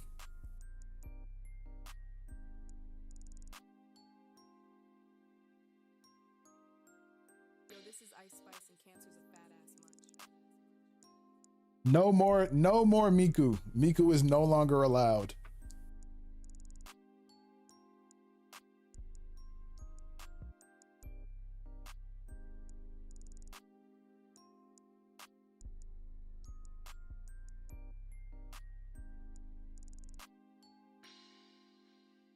Donk bonks.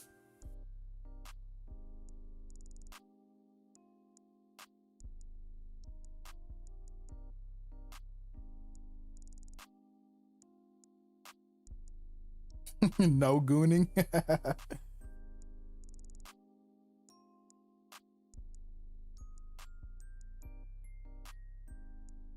Wait, do we get scheming?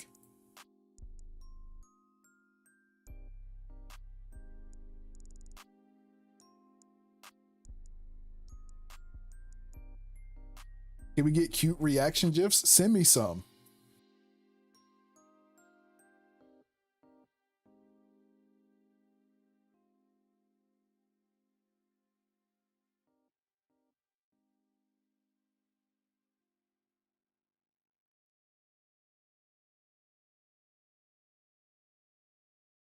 There we go.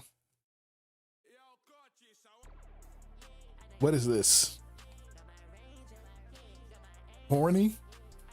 What is this about to be? Oh, wait, don't I already have cock? I think I already have cock, don't I? Oh, I don't. Here, I'll add cock.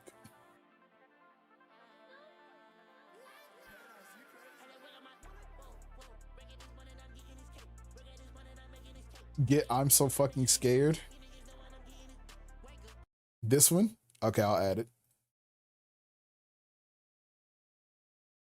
Where'd my music go? There we go.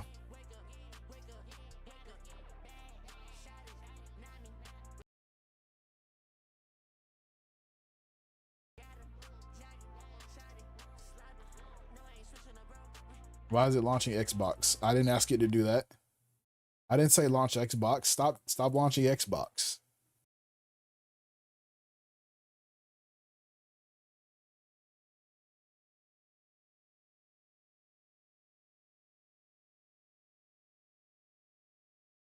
Why is it launching Xbox? Why your shit lagging, twin? I actually don't know.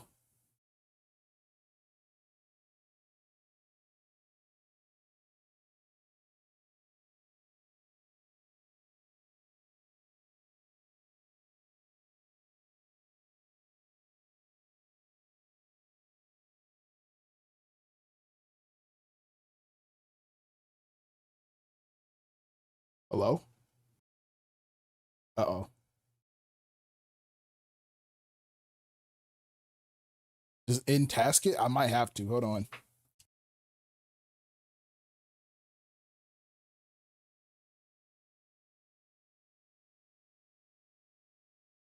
Wait, I can still see chat.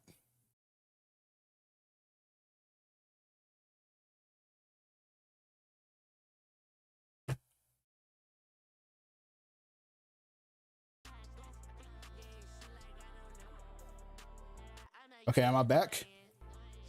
Are we good?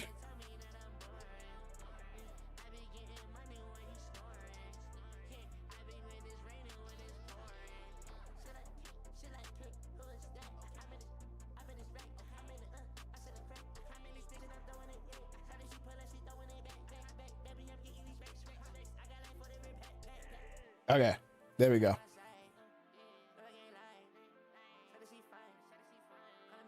Sorry, it opened up like 11 instances of Xbox at once.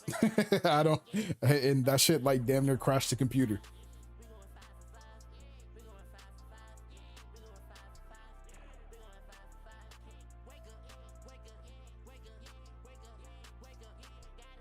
Okay, what do we want?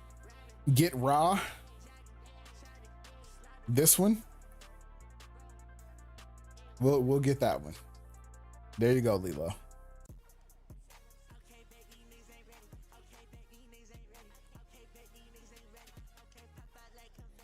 Gaming for Hope. What? Who sent a Gaming for Hope gif?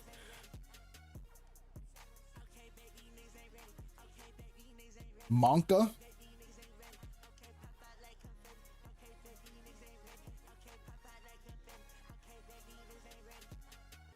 Gaming for Hope talk. Nah, I'm adding that.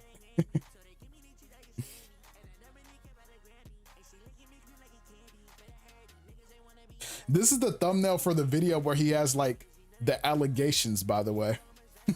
The one that's like neglecting my children, KKK member, Nazi, grooming my wife.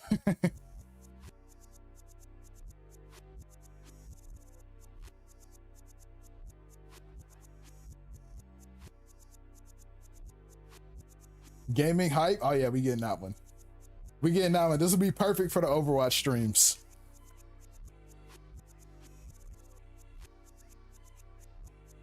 He's still running his mouth. Get them fingers to work. Hashtag not what she said. Get them fingers. What does that even mean?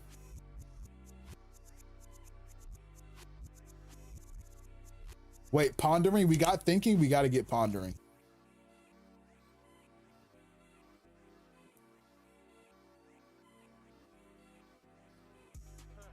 Aura farming. Surely we get aura farming.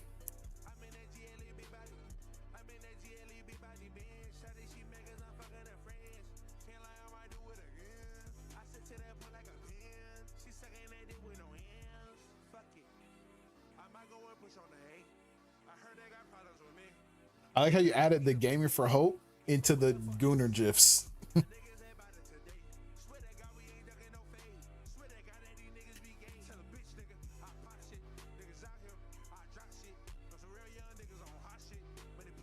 Wide ancient speed. That's stupid.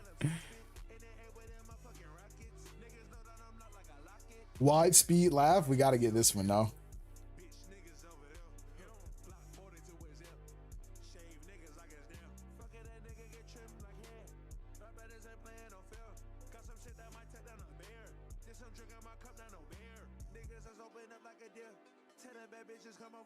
What is this? Spilled glue? Oh, this is a classic. I feel like I have it. Yeah, I already have spilled glue.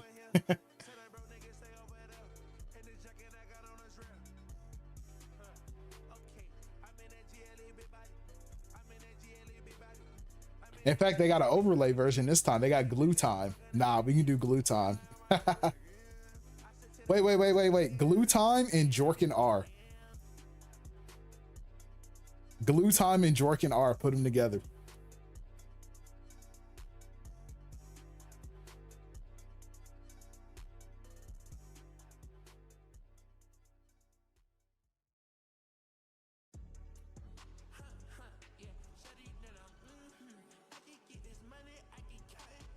Wait, we'll get both of the speed laughs.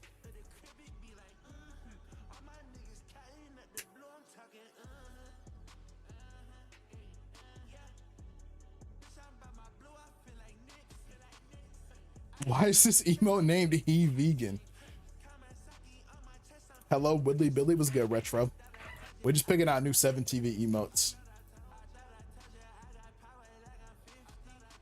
Don't add it, but Bugsy would love it. What is this? Ew. Ew. Ew. I'm not even pulling that one up.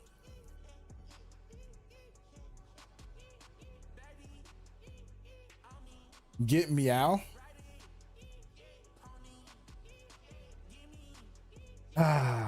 We can have Meow, I guess.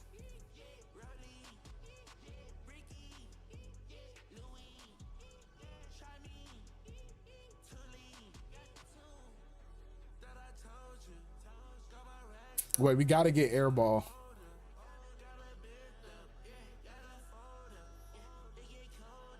How many views do I have to get for you to watch one episode of Slug Terra?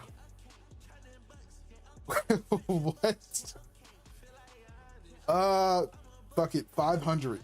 500 views and I'll watch one episode of Slug Terra.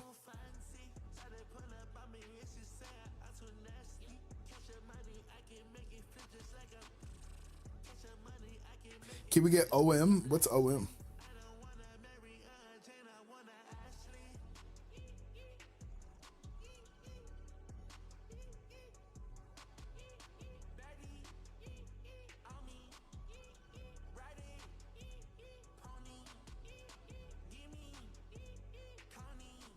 Is there one of Speed in a suit?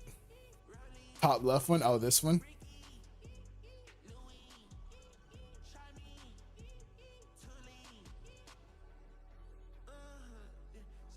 This is pretty one that is chill. Drop links, drop links.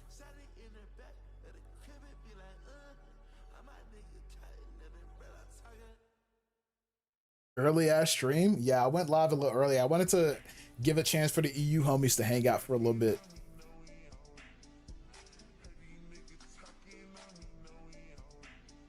A classic? What's this? Who is this? Oh yeah, we gotta get this one. We gotta get this one. Good Subby Chomps, good Tara-kun. Trying to draw the movie piece. I'll see his chat straight boobs for 5 minutes. That's just Monty. Like, we got the boob emotes, but like that's not the only ones. Let's see, what's this? Rivals. Emma Frost. It's Emma Frost thighs.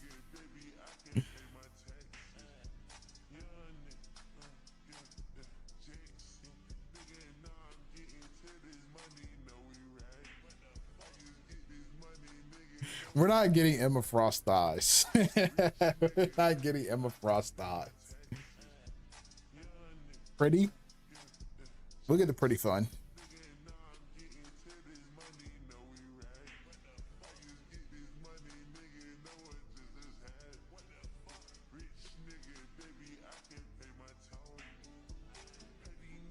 Add Emma Frost now.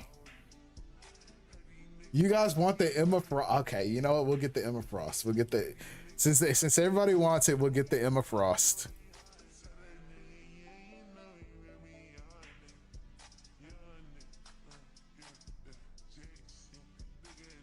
What did Bean send? What the fuck? Let's fucking shit.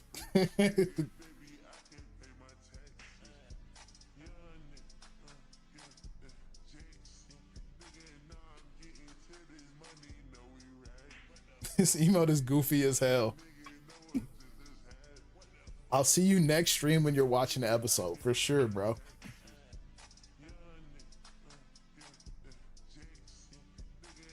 Who made, like, how do you even come up with this? Like, what demand was there out there for this emote in particular?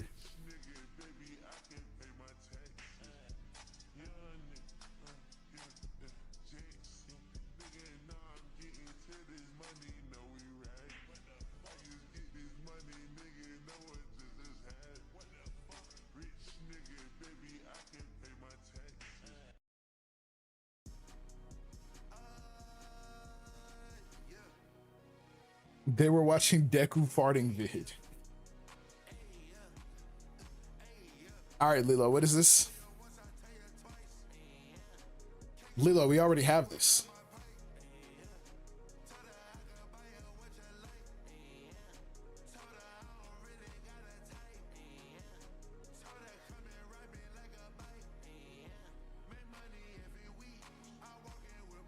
Like, we literally have 2 versions of it, actually. We have this one and this one.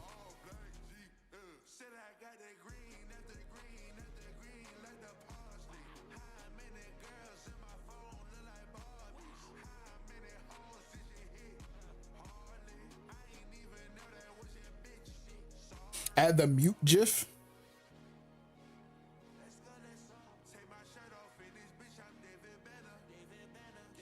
What, this?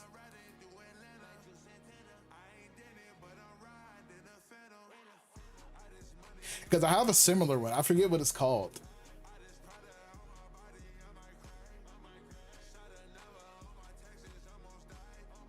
Another one Pixel made for Alana.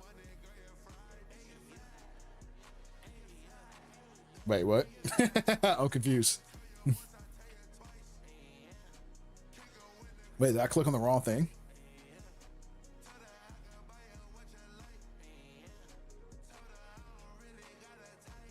Oh, I don't know.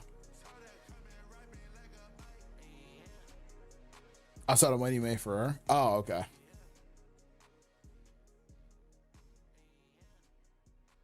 Microwave boobs emote.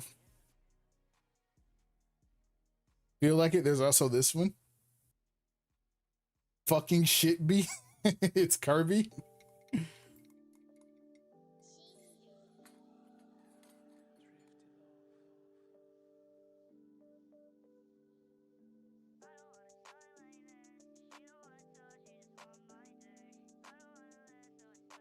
Please do it. Close your tabs. We're fine. Hi. Okay, we'll add another cat for Lilo. Check this one. Suburb baby.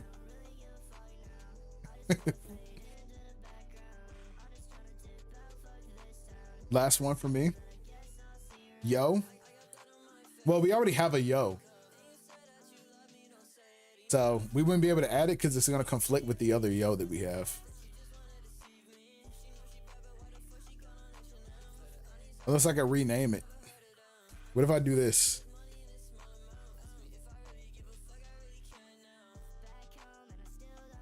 All right, still won't let me.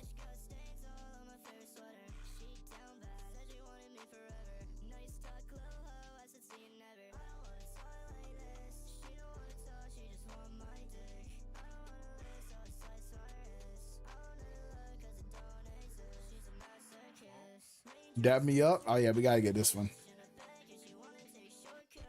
Add this or else. 6'7". Okay. All right. Sure, it'll get more people to type 6'7" so Nightbot can flame them.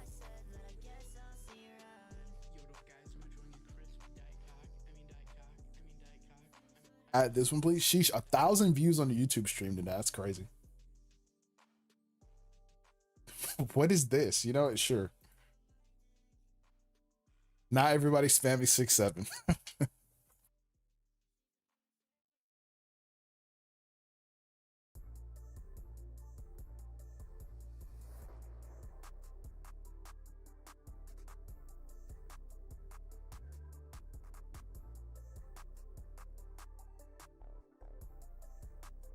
How long have I been live? 3.5. All right, last call for emotes before I get up out of here. Time for me to get some din. What I'm saying earlier is normal version emote. I just saw the one Pixie made. Yeah, I saw when you said that. The emotes look so big on Chatterino. If I go to Chatterino, it blows them up so large.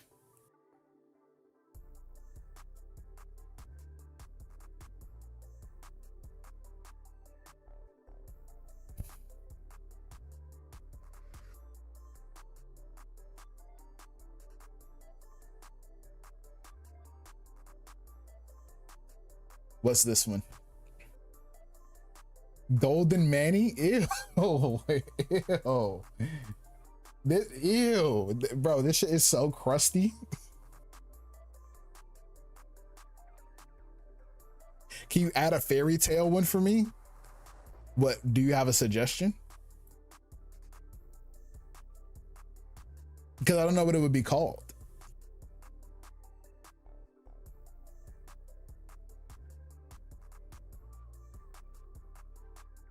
Tough. This pick is tough. This pick is tough. I'm on my phone, bro. Wait, I mean, we can look like what, Natsu? Or like, don't you like what's her name, Juvia?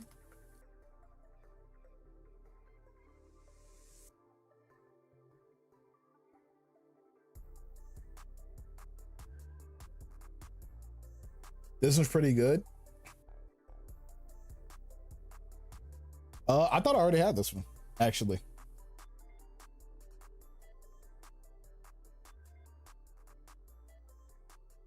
Juvia is cool. Which one do you want?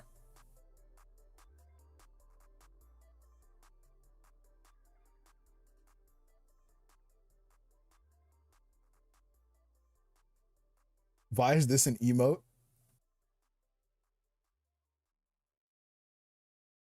What the hell? Who comes up with this? What is even the context behind this?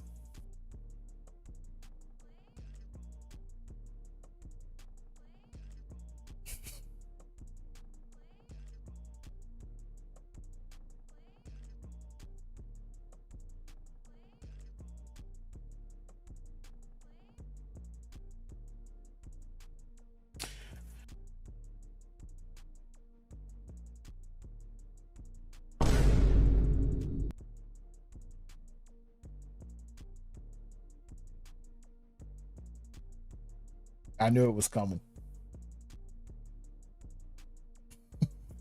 I knew it was coming.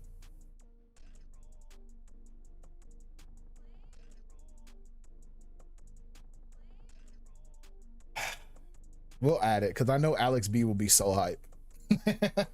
I know Alex B will be so hype. You know that's tough.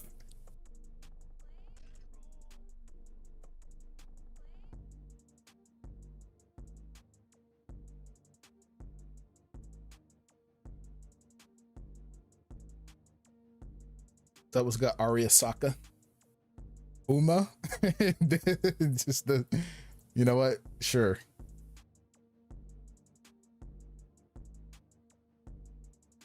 What is this? Leaving? We'll do leaving. It was a good one, retro. You going away from Juvia too fast? Oh, my fault. Hold on. There you go. There's only like 6 of them.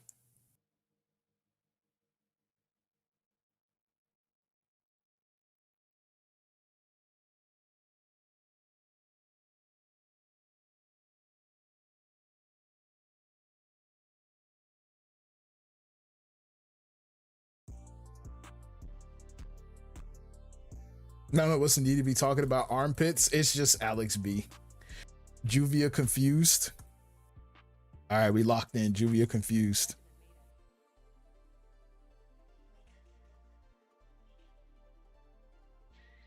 Let's see. What's good? What's good, Spectral? Why does yo in the YouTube chat keep getting corrected to like translate?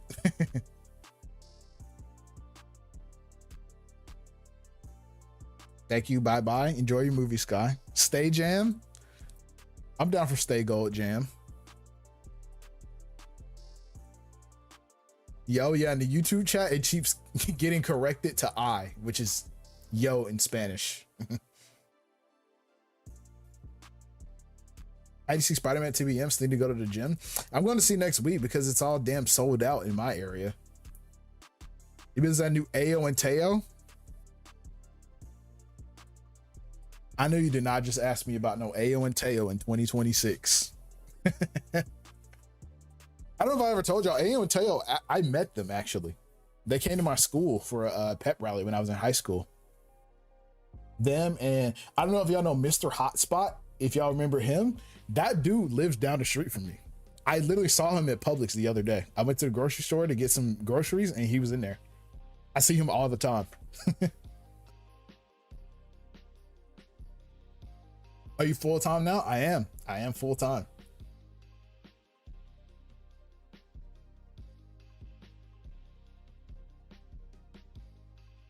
Lion? I'm not getting this chopped as lion.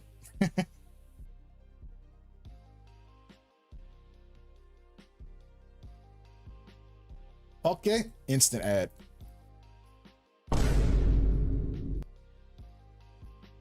Instant ad, I'm sorry. Instant ad.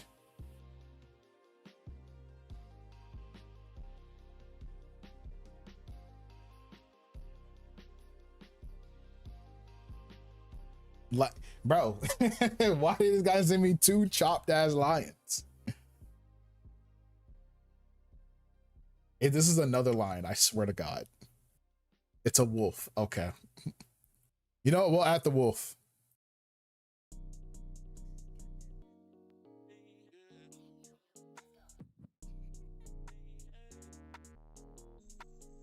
How do we tell them? We added how do we tell them already. We have that one. I just added it a moment ago.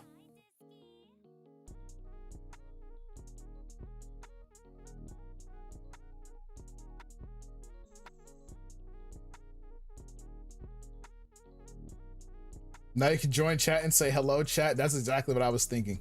That is exactly what I was thinking.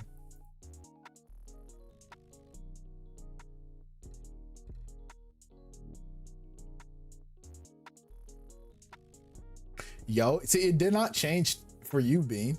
Bean went into YouTube chat and typed yo, and it didn't change for him.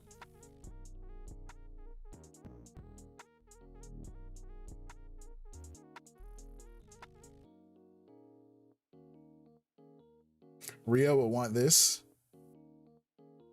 What's this? Cafe, please. Oh, yeah. He'll love that. Even though he's asleep right now. Speaking of which, his message to me earlier is still, it's still up.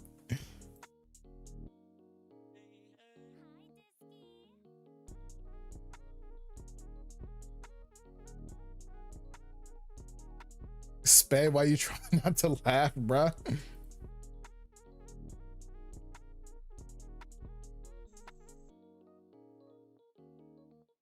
This is the tougher lion. How bro felt saying that. Now this we can rock with.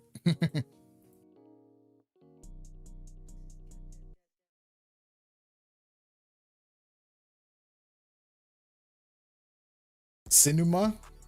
We can get this one. It's better than the one that was sent earlier.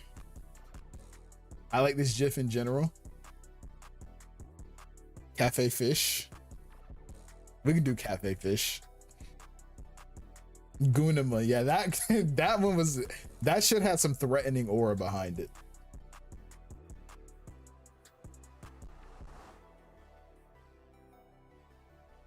It's super mad. Hell, a rabbit chipmunk? Hell no.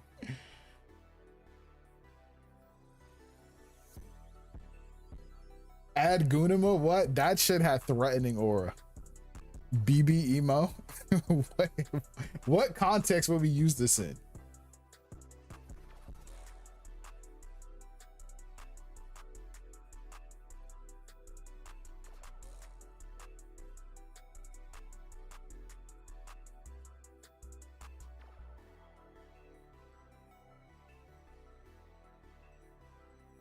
That's so cool. I'm glad we can do that now. That's pretty fire.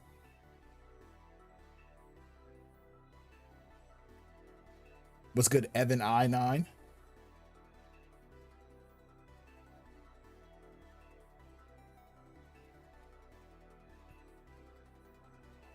Someone says I'm 19, I'm grown ass adult now. I agree. You know what? There you go.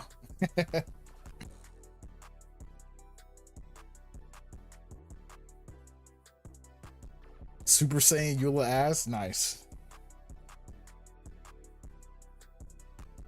All right, bro.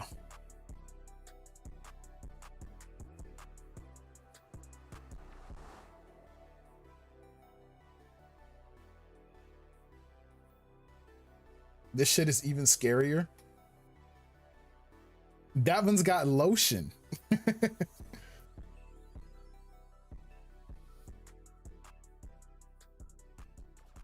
That one's got lotion.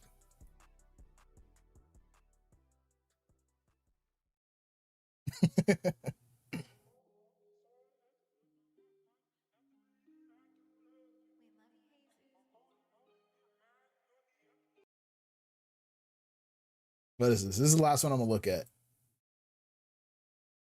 Sex alarm. You know what? I like that one. Oh my God, you guys sit so okay. Chicken sip. This email's kind of unk. Legit, actually, you know what? Since it's your recommendation, Napalm, we'll add it.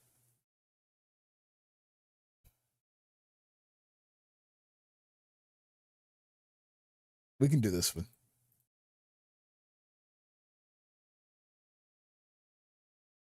Add the shit. We added it, bro. Wait, which one is it? Yeah, we added it. We added it, bro. We added it. Alex B, we added one just for you earlier, bro. We added the box shin armpit gif, bro.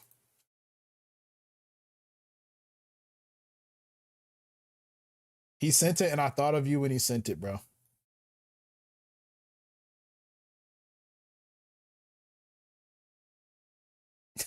It's Super Saiyan now, yes.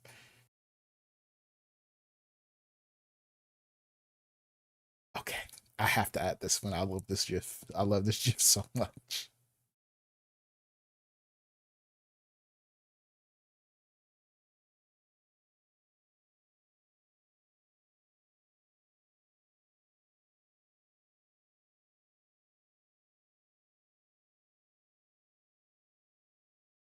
Okay. Because how long has it been now? We're at 3:37. We got a brand new batch. Look, we sat here and we added all these emails, so y'all better be using them. How do these even work? Are they for Twitch? Yeah, they're for Twitch. They're in the Twitch chat. So if you don't have 7TV, it's a browser extension. So if you're on your computer, obviously, you can get 7TV, add it to your browser so you can see all these different emotes. So in case you can't see them, this is what they look like in the actual chat.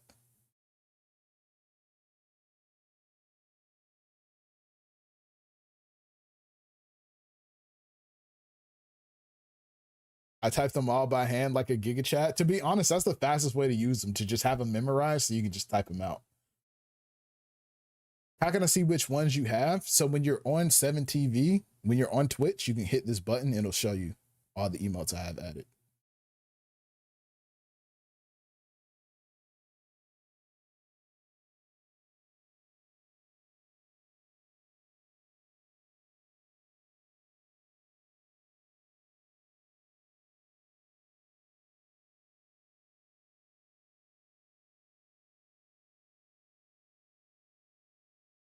Actually use them. You're never gonna act like cats and play with them for a few days and never again. I already know how y'all are.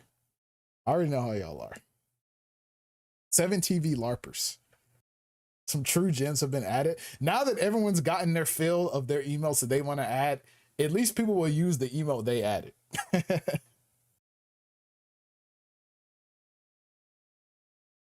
So don't ever say Suburbanwill never did nothing for you.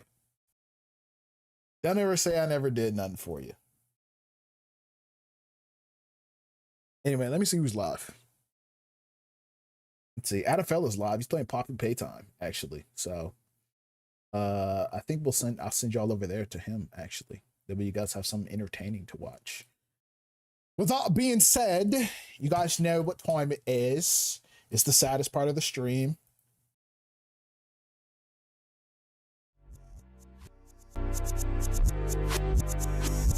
The saddest part of the stream, I know. Suburbanwill's gonna be gone, and who knows when it'll be live again. Oh my God.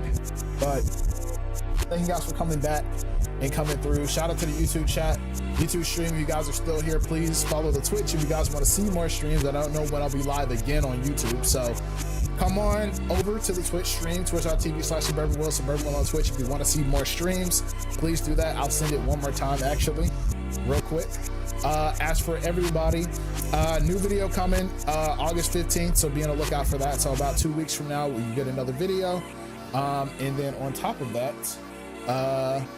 what else? Patreon coming. So be on the lookout for the Patreon. Be on the lookout for the Patreon. Be on the lookout for the second channel. That stuff is actually finally in the works now. And yeah, I'll be live when I'm live again. And I appreciate everything you guys do for me and all of that. So I'm gonna throw the raid over to the homie Adafella. Go ahead and show him some love. And YouTube chat, come over to the Twitch and rock with your boy. Anyway, everybody hop in the raid, and I'll see you guys. Peace. Some real young niggas on hot shit, but they pussy ass niggas ain't bout shit. And my bitch got that low till I drop it. Niggas really get stuck, tell them stop it. And they ain't with them my fucking rockets. Niggas know that I'm not like I lock it. Okay, real niggas over here, bitch niggas over there. Block 42 is hip. Shave niggas like it's them. Fuck it, that nigga get trimmed like hair. My brothers ain't playing no fair. Got some shit that might take down a bear. There's some drink in my cup, not no beer. Niggas just open up like a deer. Tell them bad bitches come over here. Tell them bro niggas stay over there. And the jacket I got on is real. Niggas just open